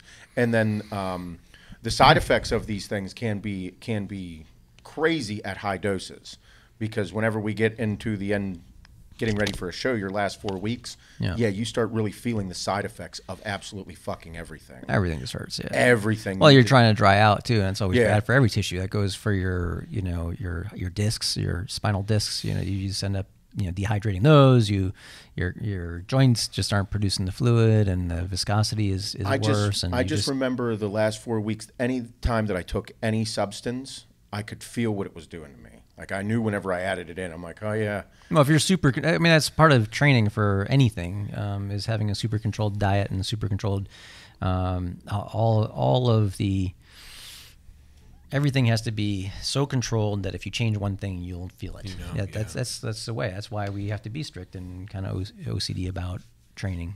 Mm-hmm. You have to have that that kind of control. That's why your coaches will want to see that you're on a particular diet and you're following it, because they can't tweak your body and how you look and tell you increase this or increase that or increase this or decrease that or whatever without having good control. So I guess that's that word right there, control. Another question that it's hard to answer this question, but people ask, how do I do things from a healthy perspective? How do I take gear healthily? And I'm like, that's like when you really can't, that's like saying like, I don't know, how do I have sex with this hooker and not have a problem after we're done? It's going to happen. There's going to be repercussions in some way, shape, or form. Right. So control is, when I heard that word, that's what triggered me to think of it, was like, okay, the best way to do things, in my opinion, I'm like, yes, go ahead, take steroids if you fucking want to. It's your life. Yeah, you know, as a physician, I'm not going to tell you not to if you're going to do it. I can't tell you to stop using cocaine. I can tell you, but I'm not going to get you to, because the addiction it's not my fucking job. I will send you to somebody else who will help you try to talk if I get you in a group or something. But what I mean is like. But if you're going to be doing stuff, I'm not going to judge you and say, okay, you have to stop. But if you want to do it and you want to do it safe, don't be afraid to get your labs checked and kind of go over it. It might scare you a little bit, and it might make you cut back. You might get a blood test to see if what you're taking is real, because if you say, well, I'm taking 500 milligrams of testosterone a week, and then you check your blood levels and you're like 12, might have happened to somebody. And then maybe. And then you realize you're not even really taking that, and then you may even be taking something that's like an oral steroid that's affecting your liver. Wreaking havoc on your body. Wreaking havoc. You may be taking Anadrol, not realizing how much it increases your erythrocyte production, your red blood cell production. You end up having just polycythemia, and that's taxing your kidneys and increasing your blood pressure and putting you at risk for stroke and all this other stuff. So you may, open your eyes a little bit and go, you know what, maybe I should just stick to testosterone because it's probably the safest. It's what my body makes. So if somebody was, the safest way to do it is just to do it controlled, get your shit checked. Don't be afraid to get checked. Got to get checked. How often would you say, how often is it for someone to get checked? What would you recommend? Like, hey, this is when you should go see your doctor. Every 6 months, every 3 months, It really 4 depends on months? how controlling you want to be and how much you want to pay for your labs, how much you want to know, I don't want to how know safe too you really much. want to be. If you're truly wanting to do something safe, you gotta just do it. You gotta look. You gotta get the blood work done. And if you're on a cycle, particularly 6 weeks, especially any orals, you always want to check with orals. Liver function tests can go way out of control on orals, Winstrol, even Anavart, high doses. Oh, really? The halos are terrible. Oh. Absolutely. Forget that. Ooh, Yeah. that gave me the chills. I hate that drug. I love that drug so much. Anadrol, D-ball, those are a little bit more toxic as well. So, it wouldn't be unheard of if you're on Anadrol to see a liver function test getting in the 400s, almost like hepatitis range. And then what can happen is you can develop something called pileosis hepatis, which is like these little blood-filled lakes that you get in your liver, and that can rupture and that can kill you. I've seen a couple bodybuilders with that, and we've saved them by actually getting the ultrasound early when we see these really remarkably elevated liver function tests. Wait a minute. So there's like pools of blood that happen in their liver? Mm-hmm. Pileosis hepatis. Look it up. Yeah, it's a pretty bad thing. It's like these big blood-filled cysts. So you've seen. That'd be terrifying. Yeah, I could. So there's some people. There have been some people that you've seen that have these crazy issues that, like, you just. Yeah, I could. I don't know how to politely say it. I could mention a couple of people that everybody would know if I said their names, but yeah. Man, it's pretty crazy. And but the thing is, that's like I talk on here about this sport, how much I love it because of the intensity of it. That's what drew me to it. I mean, that's what drew you to it. You're Mr. fucking intensity over here. There's not one thing you do lightly. I love performing. That was my best thing. I just love doing it. Yeah, it's intense. Yeah, and you do everything to look your best. It's That is wild. I got a question about that. They're like, how the fuck did this dude become an IFBB pro as a surgeon? I was like, the guy's like, I'd love to know how that occurred. Probably just intensity, man. Yeah. I mean, I lived it. I lived it every day. I mean, people used to make fun of me, like, why are you eating this? Or why couldn't you, why can't you eat the pizza that the drug rep just brought? Or, why are you eating chicken all day long? Why are you drinking these protein shakes? Well, you're eating too much protein. You're going to end up in kidney failure. It's stupid things other doctors would say, that they just don't know, Yep. No, that was, and so you go through the same thing that we all go through, whether we're on a job site or in an office, all that exactly happy the shit, same. same thing. All the judging, everybody, oh wow, how are you getting so muscular and stuff, and why are you eating all this stuff, and then how do I build muscle like that? I'm like, well, you see what I'm eating and you see what I'm doing. I go to the gym every day. Do you? There's a lot of jealousy, but then he goes like things they say in the background, but then at the same time they're asking you, how do you do that? How do you get there? Isn't it crazy that those emotions? People like talking bad about you, like this, he's more interested in his bodybuilding than he is in his work. This stuff, like it's they start doing these things to you, like it's typical. Yeah, it's typical just, fucking everything. Yeah, I'm sure you guys see it too. Yeah, it's same thing everywhere. Man, people love you and hate you at the same time. It's like, yeah, jealousy is a bad thing. But I mean, so other people have different priorities in life. My priority was to do that at the time. Oh yeah, and I have different priorities now. I'm just living healthy, but I'm not bodybuilding anymore. I'm not force feeding myself protein. I don't have time to do that. I'm really growing my practice and trying to take care of my patients more and just be there. I honestly wasn't as busy as I am now back then. I made my schedule lighter. Yeah, now so I made that a priority in my life. Sure, yeah. So you can do that. Now Doc likes cars. Now, I like to collect cars and I like cars. We like cars. We enjoy cars. Going 151, really cool. Almost shit in my pants. I started writing in my pants a little bit. I was like, oh writing? Shit. Little turd sticking out there, writing in there. Got that pencil you left up in there a long time ago. Yeah, pinched it off a little too soon. It was a little scary. What a visualization there. I know, you shake your pants a little bit. The hand comes out, like starts writing. Oh man. And it redefines the reach around.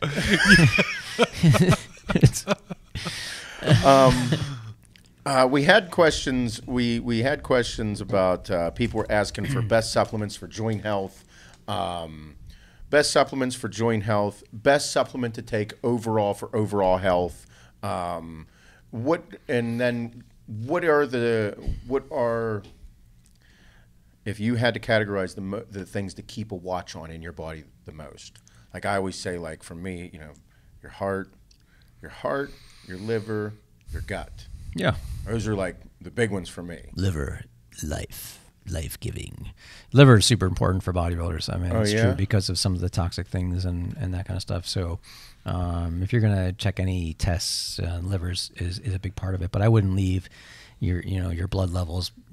Like I said, that can be one of the worst things is the elevation of your red blood cell count can be so stressful on your system as well. So that's your cardiovascular health right there. And then your lipids, anytime you take an oral, it shuts your HDL production down. And then your LDL can kind of increase depending on how much you're eating cholesterol and then how much your genetics, predispose you to elevated LDL. If you have any history of heart disease in your family, anybody in your immediate family who's had a stroke or a heart attack, especially at a young age, or especially a woman at a young age, that would be a very high risk. You should always be very careful with looking at your lipids and your cardiovascular health. So then it goes back to doing your cardio and eating a fucking healthy diet. It does, and it's the veggies too. It's the antioxidant effect of the veggies that's super important for recovery. And not neglecting that. And so to say that there's any particular supplement that is better than others, we know certain supplements are good for sports performance. Creatine by far, the creatine monohydrate, forget all the bullshit. Forget all the ethyl esters, alkalines, all this other stuff. Creatine monohydrate.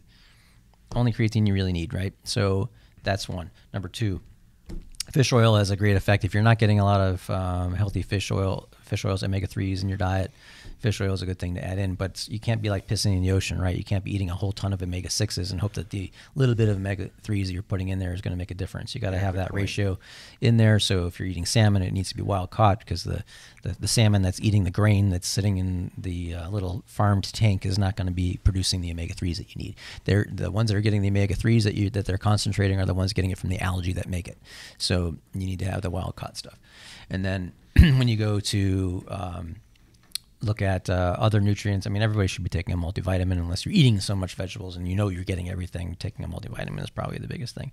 Joint health-wise, you know, there's a lot of controversy about glucosamine sulfate versus glucosamine hydrochloride. We know that they both kind of cleave that moiety in the stomach, but there's variable literature on that. I still recommend it if you can afford it. It's the only, in the American Academy of Orthopedic Surgery, we say that it's okay to take glucosamine, but if you can afford it. I mean, there's the cost is always ranked in there as part of the decision-making process, and if you look at the cost, it's probably not worth it.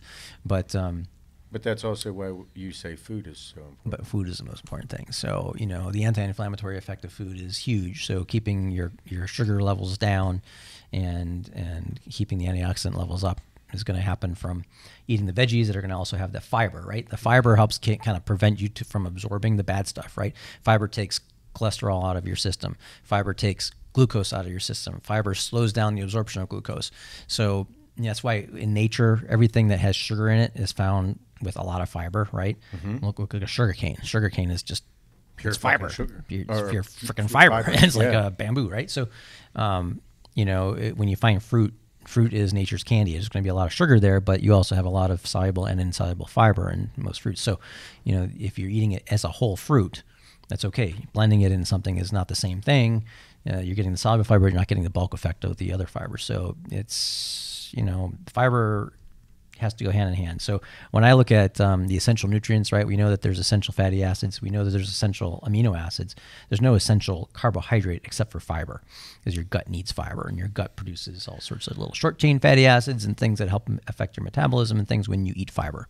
So you got to have that. Well, you just started going into that whole carnivore, keto, that area of life. Do you, from an overall perspective of an average human that is healthy, doesn't have any type of gut issues, anything like that, that can be a slippery slope for them? Would you say that because you said like essential fatty acids, essential amino acids, but there's no such thing as an essential carbohydrate? Right. Except fiber. So fiber is a carbohydrate, right? So when people do a ketogenic diet, like it's ketogenic is a whole other story too, right? Because everybody thinks they're on keto, but they're increasing their protein intake and they're coming out of keto. And even if they are having slightly elevated levels of keto, you have gluconeogenesis from amino acids, so you're going to get those elevated. You know, you're going to come out of that ketosis because of the elevated proteins. So a true ketogenic diet is very high fat, moderate protein, moderate to low protein and low carbohydrate. It's really not high protein. It's not like a body. It's really just a lot of fat. So, you know, ketogenic is just not sustainable. No, I don't think I've seen people with really horrible lipids and things on it. Oh shit! And so I'm not a huge fan of it. But I am a fan of more of a Mediterranean low carbohydrate diet. Not very low carbohydrate. It doesn't have to be below 50 grams a day, but below 100 grams a day of carbohydrate. Whenever I was doing it, I was under 100. I was under 125. I mean, there's no better way to get in shape than to be below 50 grams a day. Sure. I mean, you will get lean if you're keeping your protein high. Yeah. Eating healthy fats, and to maintain your energy levels. So, I'm excited to listen to this podcast again. Like without like just absorbing it. I want to soak it all in again. Ton of information. Sure. The big thing was the TRT stuff. Oh yeah, and the thing it's nonstop. One of the other things I had here was all these new concepts of training, these new diets, all these new fads that continue to come out. Yeah. Yet everybody always says the bodybuilders from back in the day look the best. Yeah, sure. I mean, because we did. You know, you did high protein, you ate your veggies, you ate whole starches like tuberous vegetables, for your carbohydrate. You know, you weren't. But it's crazy because the craze online. You ate like 5 different foods. just over and you over were and very over. controlled. But the You thing didn't- is we have all these bodybuilders today, which, I mean, we come out with a new different training style or a new scientific study that happens with this, and we're advancing in variety is the technology. spice of life. You got to change things up. You got to be changing everything. Change is what makes things grow, which makes things evolve. So change is always good. And, you know, if you own a business, you got to change to continue to make money. So Yes, you're going to you do. see new things coming out all the time. It's just it's just like, you know, But do you think just like Mark Twain said, there's no writing, it's just rewriting. You know, everything is just, we've been doing these things. You know, I've been doing different forms of drop sets and supersets and super slow and all these different techniques that Weider came up with. But people do them all the time, and you just put them in a different order or a different type of. Yeah. You throw in some blood flow restriction or something like that, and you're throwing in something new, and Yep. you're stimulating growth I mean, that that's way. all our YouTube You're channel is finding a built way to on. create new soreness. You know, that's really what it is finding a way to hurt yourself more, and then you have to learn to recover from it by using Action-Sledge supplements. That's So absolutely that's right. what you do. Good job. Yeah, That's what I do. You need a little what I extra do. protein. That's what I do. I don't do anything else. Food, I don't eat food. I don't eat food. I just take Action-Sledge Action-Sledge homemade. homemade supplements. you. Gummy bears. No, it's that's why. I mean, I think that's why bodybuilding and fitness. Fitness is for everybody, but bodybuilding in particular, Let's- it's this different. Let's talk about one more thing before we get away from the TRT stuff. Okay, What go. about these SARMs and Perfect. peptides? I'm excited. Yeah, have at it, dude. I want to get on a little bit of a soapbox on this one because that was the number one question: was SARMs versus steroids? That was the number one SARMs question. is steroids. Steroids. SARMs. You want pick one or the other? Apparently SARMs are a healthy alternative to No, steroids. they are not. That is the thing that is everybody's questioning. Ostrin was the big one. Question is Yeah, but so let's just say where are they getting it from? bro, run on it because people want to know. I mean, seriously, there's no regulation of it. Yeah. So it's coming from who knows where and who knows what it is. Mm-hmm. I have seen people who say that they're on that, but they're testing positive for Winstrol or testing positive for Anavar or things like that. It's typically not going to be Anavar because it's so expensive. You're not going to put like this. You bought this $20 bottle of SARM, and thinking you're getting something real in there. You know, these things are unregulated. Mm-hmm. We know that there are real side effects to it in the clinical studies. That's why we're not like out selling it right away right now. You know, it's not the FDA is not like pushing it, and really there's no money for it anyway. So, but anyway, you're getting bunk shit most of the time. Okay. And when you do get it, it's probably toxic. It probably has a lot of metabolites and, or, it's just impure. So you're running the risk of whatever the side effects of that is. You know, if you're getting some Chinese powder and you're putting it in pills and it has like only a 85% or 90% purity, and anybody can make up a certificate of analysis. That's it kills me. People say, I have this certificate analysis, or the company has a certificate of analysis. These are illegal companies. They're going to have illegal shit certificate of analyses.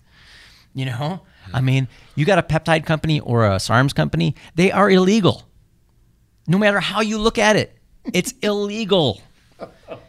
It is misbranding an unapproved drug and saying it can do, especially if you say it can do something, then you're making all sorts of federal violations. So every single company that sells a peptide or a SARM is breaking the law.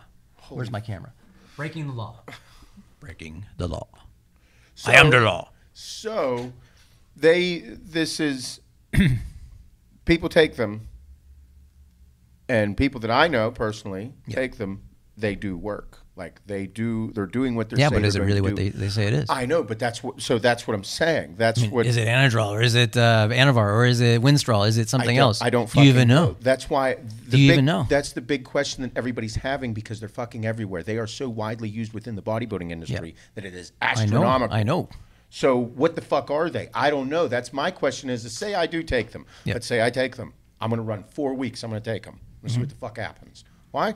I don't know. You Let's better see do what a happens. post-cycle after that because you get checked out. That's what I'm You saying. might want to get some blood work and see what it's doing to you. Exactly. That's what I would like to know. I'd like to know what they do, because you see everywhere, there are way less side effects. Okay, I've been taking shit for 15 fucking years. I know the side effects. I know I'm living with them right now. So my question is, if they're going to say these things are way less side effects and they're going to say all these things, I would like to know what they are. I'd like to know how you're going to get operate. a bunch of anecdotal medicine. You know, you're going to get all these people online saying it does this and does that, and you don't know if you're comparing an apple ostarine to an orange ostarine. I mean, you don't know. I mean, these. That's why I've always chose steroids, because I'm like, I know what's going to fucking happen, and I'm still willing to take the fucking risk, and I'm still willing to go do that. And I still recommend that if you are using anything black market from that perspective, that you do get a urine test and see if you're actually taking what you say you're taking, and take one thing, and then maybe get the test and say, okay, well, I don't have any oxandrolone in my system. I actually have Winstrol in my system, or I think I'm taking equipoise, but I'm really just taking testosterone. Mm-hmm. That's a big thing. That's a huge thing within the industry. Huge thing within the black market. So some of these, I think one of the SARMs, what was it? The one that has something to do with like your. They actually prescribe it from some of these HRT clinics. They prescribe the one that. So if they're prescribing it, period. Yes. That is illegal. Even if you're prescribing it, it's never been approved by the FDA. You cannot prescribe it. Oh shit. So the compounding pharmacies that are selling things like MK677. Yeah. That's what I'm saying. Yeah, they're fucking out there. Any of the SARMs for that matter. Yes. It's illegal. They should not be doing it. Get the fuck out of here. Whether they work or not, who knows? They might be getting better powders because they are a compounding pharmacy and they have access to better powders, and they might actually be the real thing. But at the same time, it's still illegal.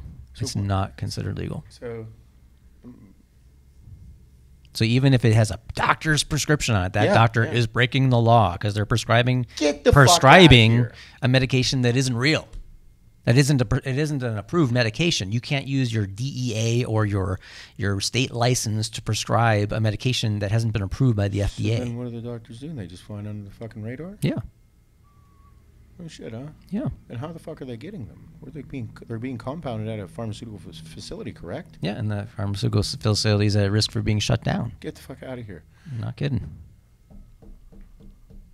Especially the peptides. That's a whole another story. Especially the ones that advertise that they can do things to help you, like to cure things. And this is a BPC 157 or something. Yeah, it's a huge one. BPC 157 and TB 500. Yeah. So show me one clinical study that has shown their effectiveness in any condition.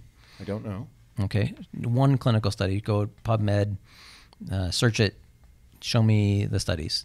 Randomized controlled trial where they used it for a certain condition and said this is what it does. You seem very adamant about all this shit right now. Yeah, because it just drives me nuts. People come in and say, well, I'm going to take this and this and this after my surgery and I'm going to recover faster. I'm like, no, you're not going to recover faster because you're going to take bullshit stuff.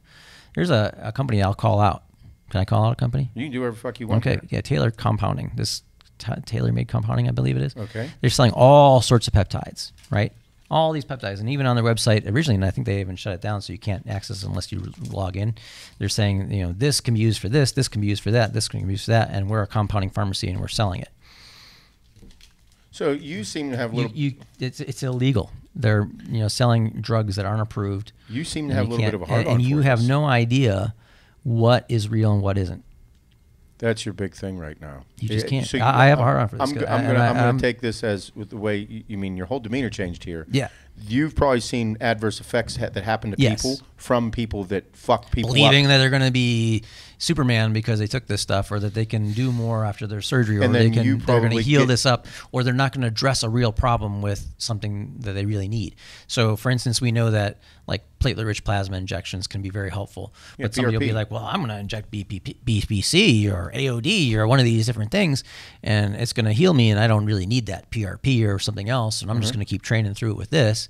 And the next thing you know, they're going to some other doctor at that point because they didn't listen to my advice, and they're rupturing something or tearing something, or and then they end up having problems. Yeah, and they're not listening to their body. They're thinking that they can get by with all the stuff we just talked about 2 steps forward, 1 step back, and recovery and all this stuff. They think that they can be Superman and just avoid that recovery process by doing these things, unproven drugs. drugs that we don't know if BPC, if you inject it, is going to cause cancer. We know that in some studies, like just looking at basic science of it, if you put it in like a rabbit gut or an animal's gut and you try to prevent the ulcerative effects of like indomethacin or NSAIDs and stuff, that, yeah, it helps give a more protective lining, but it also increases thrombocyte or platelet function. So let's just say you're injecting BPC and you have a blood dyscrasia, or you already have polycythemia, and now you increase your function of your platelets, even if you're on aspirin, and now you're clotting again. You have a higher risk of heart attack, stroke, death. I mean, we don't know because the studies aren't even there to look at the effect on your system if you take it systemically. So it's really bad to think about what people they just say. So this drug can do this. So this peptide can do this in one part of the body or in a cell. It can make this particular cell grow. So if we inject it and I take it, I can make everything just heal better. But they don't look at the side effects because they say it's less. We don't know the side effects because nobody's ever taken it as a drug. It's not even been through any trials. It's never been proven to actually cure a problem. It's been shown in a petri dish or in a culture or even sometimes in an animal to do something, but long term, what it does in the short term, even metabolically. Cancer. So there's some serious shit that whenever you're stacking all of this shit, compounding on top. Peptides are a particular thing. In our bodies we have this homeostasis, right? Mm-hmm. And when it comes to growth factors and small peptides that are doing things at the cellular level, if that homeostasis comes out of balance, especially for a particular period of time, something is going to go in the wrong direction. Whether it's a cell that's growing too rapidly, and then that cell is being stimulated and growing too rapidly, and then your body's way to get rid of the bad cells, the ones that have genetic misfires, ones that turn into cancer, ones that turn into a bad cell, ones that turn into scar tissue instead of the muscle that you want it to turn into. Those things start to build up. Got problems. If they build up in your brain, for instance, we don't know if it's a blood-brain barrier. If it goes into the brain and you're getting these plaques, you could get down the road Alzheimer's. Little plaques in your brain, you can get Lewy body dementia. You never know. Oh boy. You just never know. How would you know? Because there's no studies. So that's been my argument. My argument with it all is of course, yeah, I want to see if they fucking work. Yeah. I want to see if they fucking work because that's the anecdotal wild side of me and everybody's taking it. But my thing is there's a side effect to absolutely fucking everything that you do. There's no way around it. Anadrol is phenomenal. I love Testdeca and Anadrol. One of my favorite things to fucking take. Guess what? That concoction is exactly why I'm in the position I was in.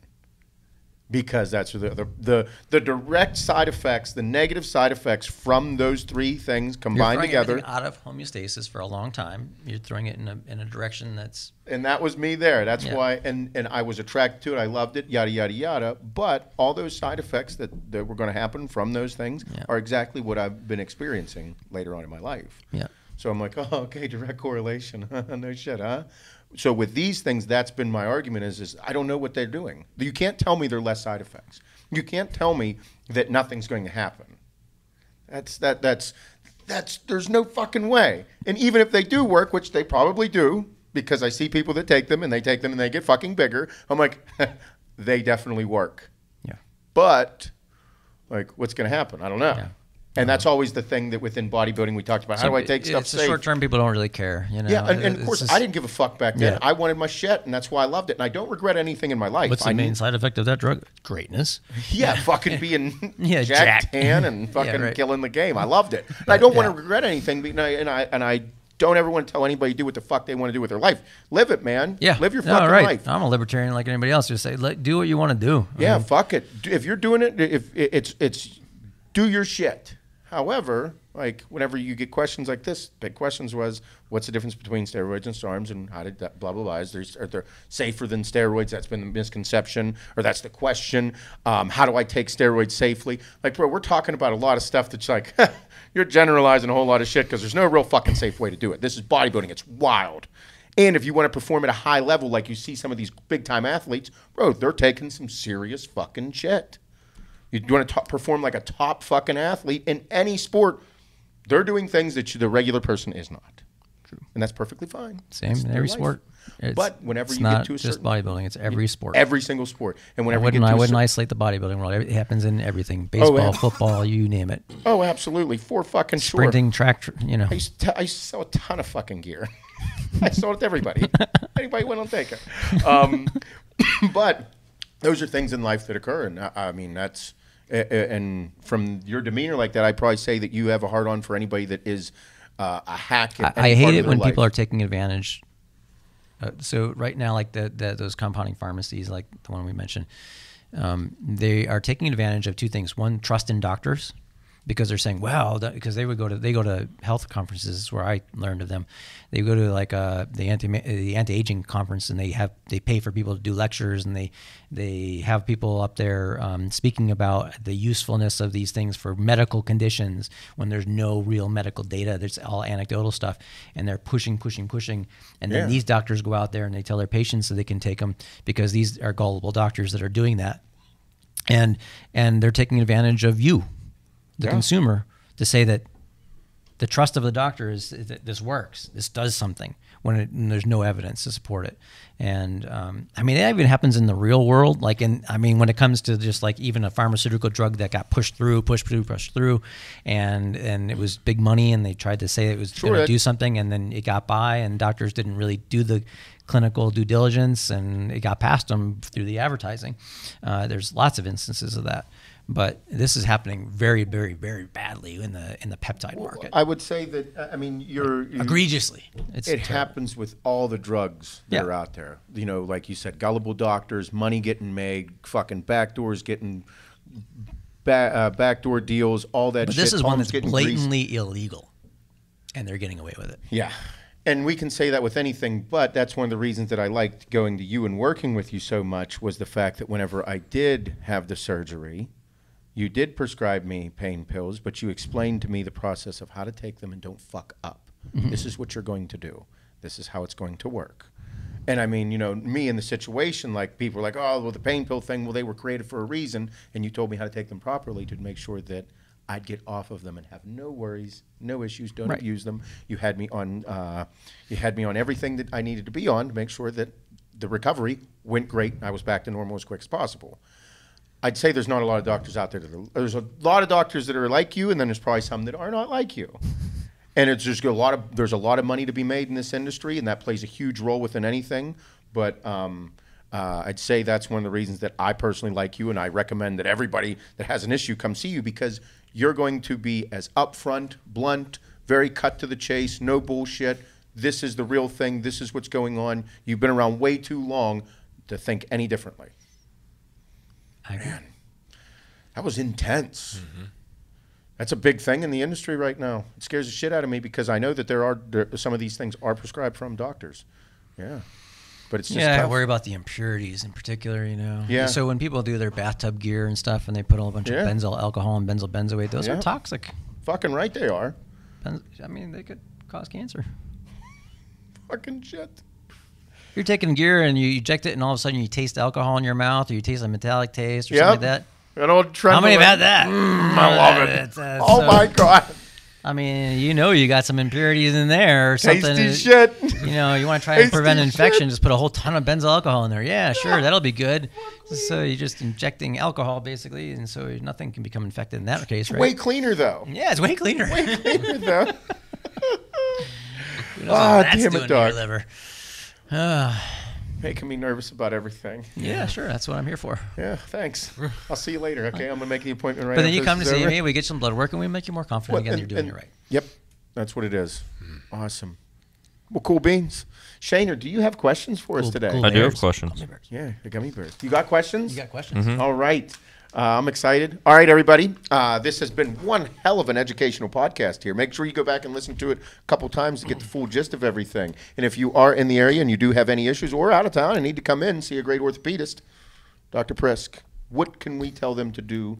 You said you had your book. Where can they buy the book? Oh, book, Amazon. Amazon? Search Dr. Prisk on Amazon. Yeah, nice. Prisk. And orthoandwellness.com is my website. Mm-hmm. So you can get the number to call to make an appointment there. Awesome. POW, we got Prisk Orthopedics and Wellness. Yep. We do everything from, like we said, everything orthopedic, regenerative medicine, when it comes to, we do PRP injections. We have physical therapy. Yeah. You have a really great physical therapy in your area. Awesome. You have surgery, you have an injury, you need to work out, you need to do something, get things going again. Our physical therapist, Dr. Josh Lombardi, is Phenomenal. Very, very good. He's the best physical therapist. Awesome I've worked with in team, a while, too. So great team. Him Team's and Charles good. are awesome. Yeah. And then we've got we do the medical cannabis certifications for people with any of the conditions that are covered by the state of Pennsylvania. Which can be very beneficial for some people in chronic pain or any of those conditions. So we do those certification processes, and we do the wellness side, the medical weight loss and hormone replacement therapy. So we Do it all. Yep, I love it. It's good shit. I love it too. It's Really been great, really great people too.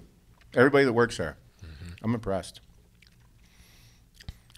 Try to I mean, I'm pretty meticulous about things. Yeah. Oh yeah. keep them in order. That's right. No, No, it's great.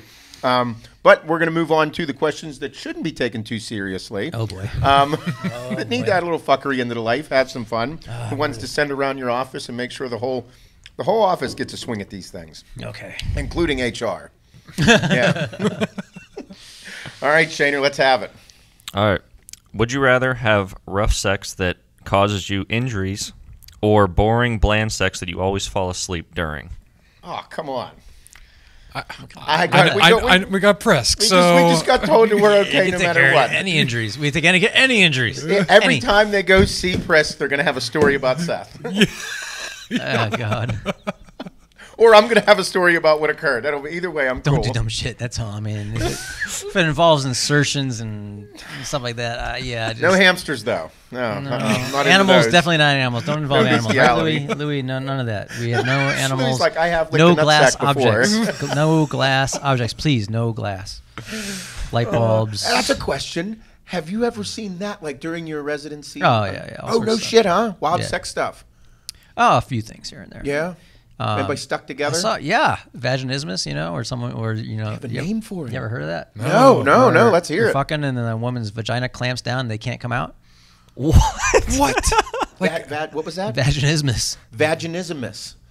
I believe that's what it is. It's been a long time since I've seen that, but yeah, I'm pretty sure that's what it is. Yeah, it's Maybe all I don't know if I contraction. pronounce it. What So like- it just grabs a hold of it, huh? Yeah, it just gets stuck.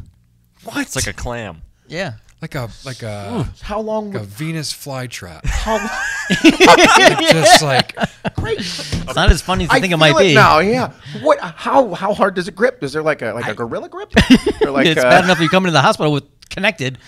is that like a Oh my muscular God. thing? Like it just like Yeah, I think so. I gotta look this up Did again. was It's been he a long that time. good that she didn't want him out of there, or was it that bad? You're that not she's like, going Stop in- this! I you're- can't take it anymore. you're not going anywhere. So it's a condition in which involuntary muscle spasm interferes with vaginal intercourse and other penetration with the vagina. This is often occurs in pain with attempts at sex. I don't know too much of that. I'm But, not long enough to get in Yeah, I don't. Yeah, I'm pretty sure that's what happened. there. So this, I'm assuming that this, if they come into the hospital together, that means they had to get out of the fucking house together, into a vehicle ambulance together, and drive the whole way to the fucking hospital together. I'm assuming that this is not going to stop for like an hour, 2 hours possibly, until they get like some adrenaline shot in there or something. Not exactly something that I take care of. Yeah, no, I mean, it involves a bone, but not that. A different type of Man, bone. that's fucking wild. I'd assume it could happen with an anus as well, huh? Probably need a muscle Oh God, relaxer. no. He's Anyway, like, I'm not in that. I mean, we're equal everywhere on here. Oh my God. oh Man, yeah. that's wild. Yeah. For those who aren't circumcised, make sure that they, that paraphimosis thing is, woo, that's that? bad. It's like where the foreskin gets stuck and then the head just blows up and you can't retrieve. Oh, it's the most awful thing. Whoa. Whoa. Yeah, it's like if you don't reduce it after sex and it gets stuck, and then the glands of the penis gets like really big, like a mushroom, and it's incredibly painful. And then it's God. like hard to reduce. I do that as a medical student, actually. I was working in the ER at Cook County Hospital.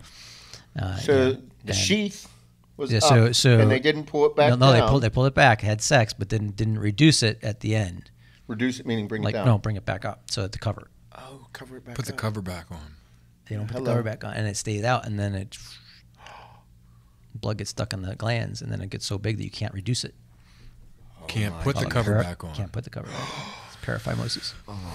Yeah. So then, That's a horrible thing. Oof. Ugh. so it only happens with uncircumcised because his head's never out. You know what happens to my little dog every once in a while? He starts humping stuff. You ever have that where you have to reduce it in your dog? No, Ah, Louie, he likes to do that, right, Louie? He's like, I so get Louie, fucking chubbies Louie all will the get a little time. humpy, and then he gets a little paraphimosis, and then you have to kind of put some moist, warm compress on it to help get it to reduce. Oh my God. Serious pain. Some serious shit Oh, there. Louie looks like he's suffering when it happens. That's for sure. He's got a big cock too. My dog is well endowed. Fucking Right, Louie? Stud. We're not going to show anybody. He's like, Dad, stop talking about my dick. Oh my I'm God. impressed with my boy, or I should be embarrassed that I think it's big. I don't know. That's what I think every day.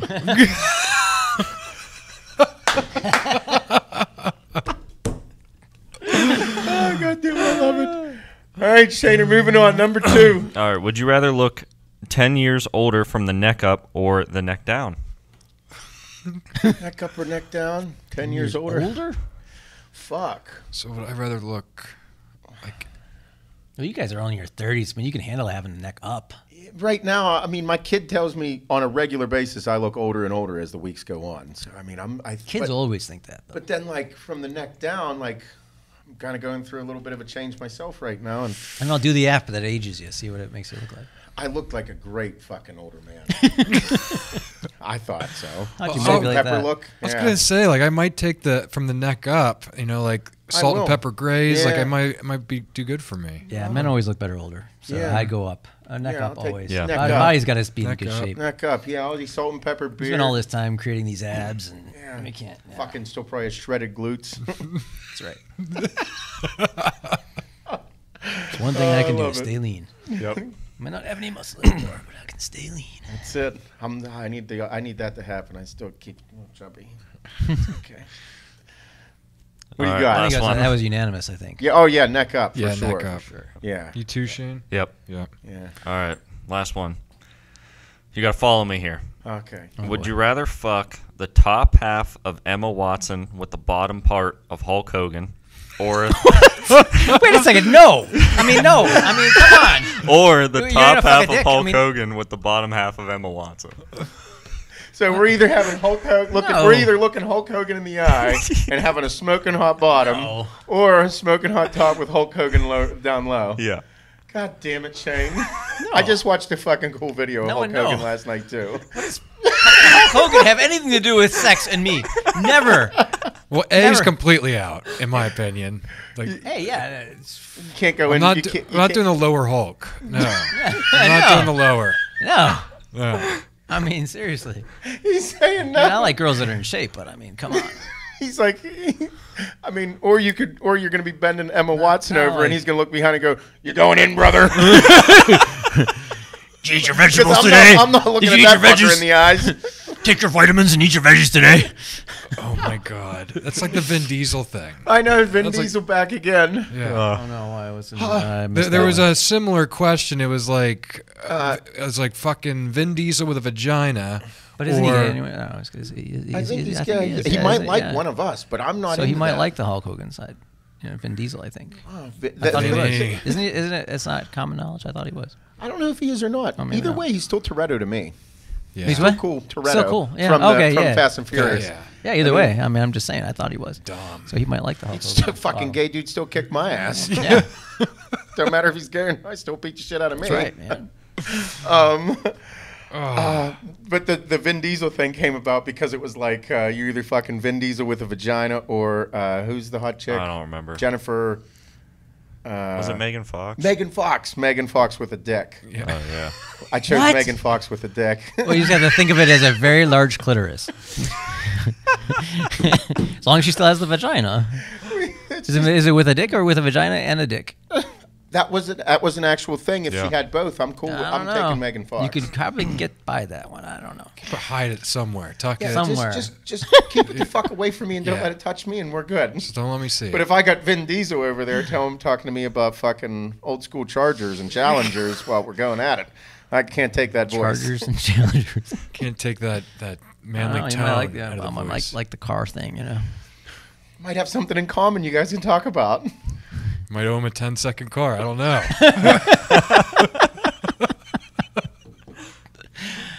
Oh my God! Now I'm actually Might owe me a 10-second car. I don't know. Is that in Might any make it on relation both to a ways. Portuguese breakfast at all? What's that? Does that have any relation to a Portuguese breakfast or Portuguese breakfast. Dirty Chen says? I don't know. This Dirty 10-second Chen car. says- oh yeah, there you go. Look up Urban Dictionary. There you go. My brother actually did. They played the high school teachers versus student volleyball game, and all of the students had names on the back of theirs. Like my brother's, there was the Sandman, the Dirty Sanchez. All you got to do is watch Deuce Bigelow, Male Gigolo, Europe, and the first one. Just watch, especially the European one. You just got to watch that one just one time and just write down every single one that you hear. Oh yeah. Oh yeah, and then look them up. They're all in the Urban Dictionary. And We're gonna have to watch this clip and go through it. You have to watch it. You got to watch the whole movie because they go through them all throughout the movie. No Like shit. they keep saying, well, did you give her the this and did you give her the that? You know, like, oh, really? She took the this? You know, and it's throughout the Eiffel movie. Tower, You have Lucky to- Pierre. Lucky Pierre, double Dutch rudder. So what's a Portuguese breakfast? You got to crack an egg. Yeah, you got to crack an and egg you and go then- through the butt crack and Yep. you eat it as it comes through the vagina. That's a thing. I don't like doing that with my eggs. It's a Portuguese breakfast. I Crack a raw usually egg eat egg on the whites. butt and eat it as it falls through. the Oh, vagina. as it falls through, yeah. It's a Portuguese breakfast. I mean, Protein. when in Rome. Protein. If I'm on One the- in Portugal. if There you I'm- go. One in Brazil. Oh, yeah, there it Portuguese is. breakfast, Yeah. Oh.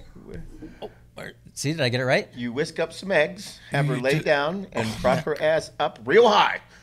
And then you take the funnel and pour the eggs in her pussy, and then fuck her.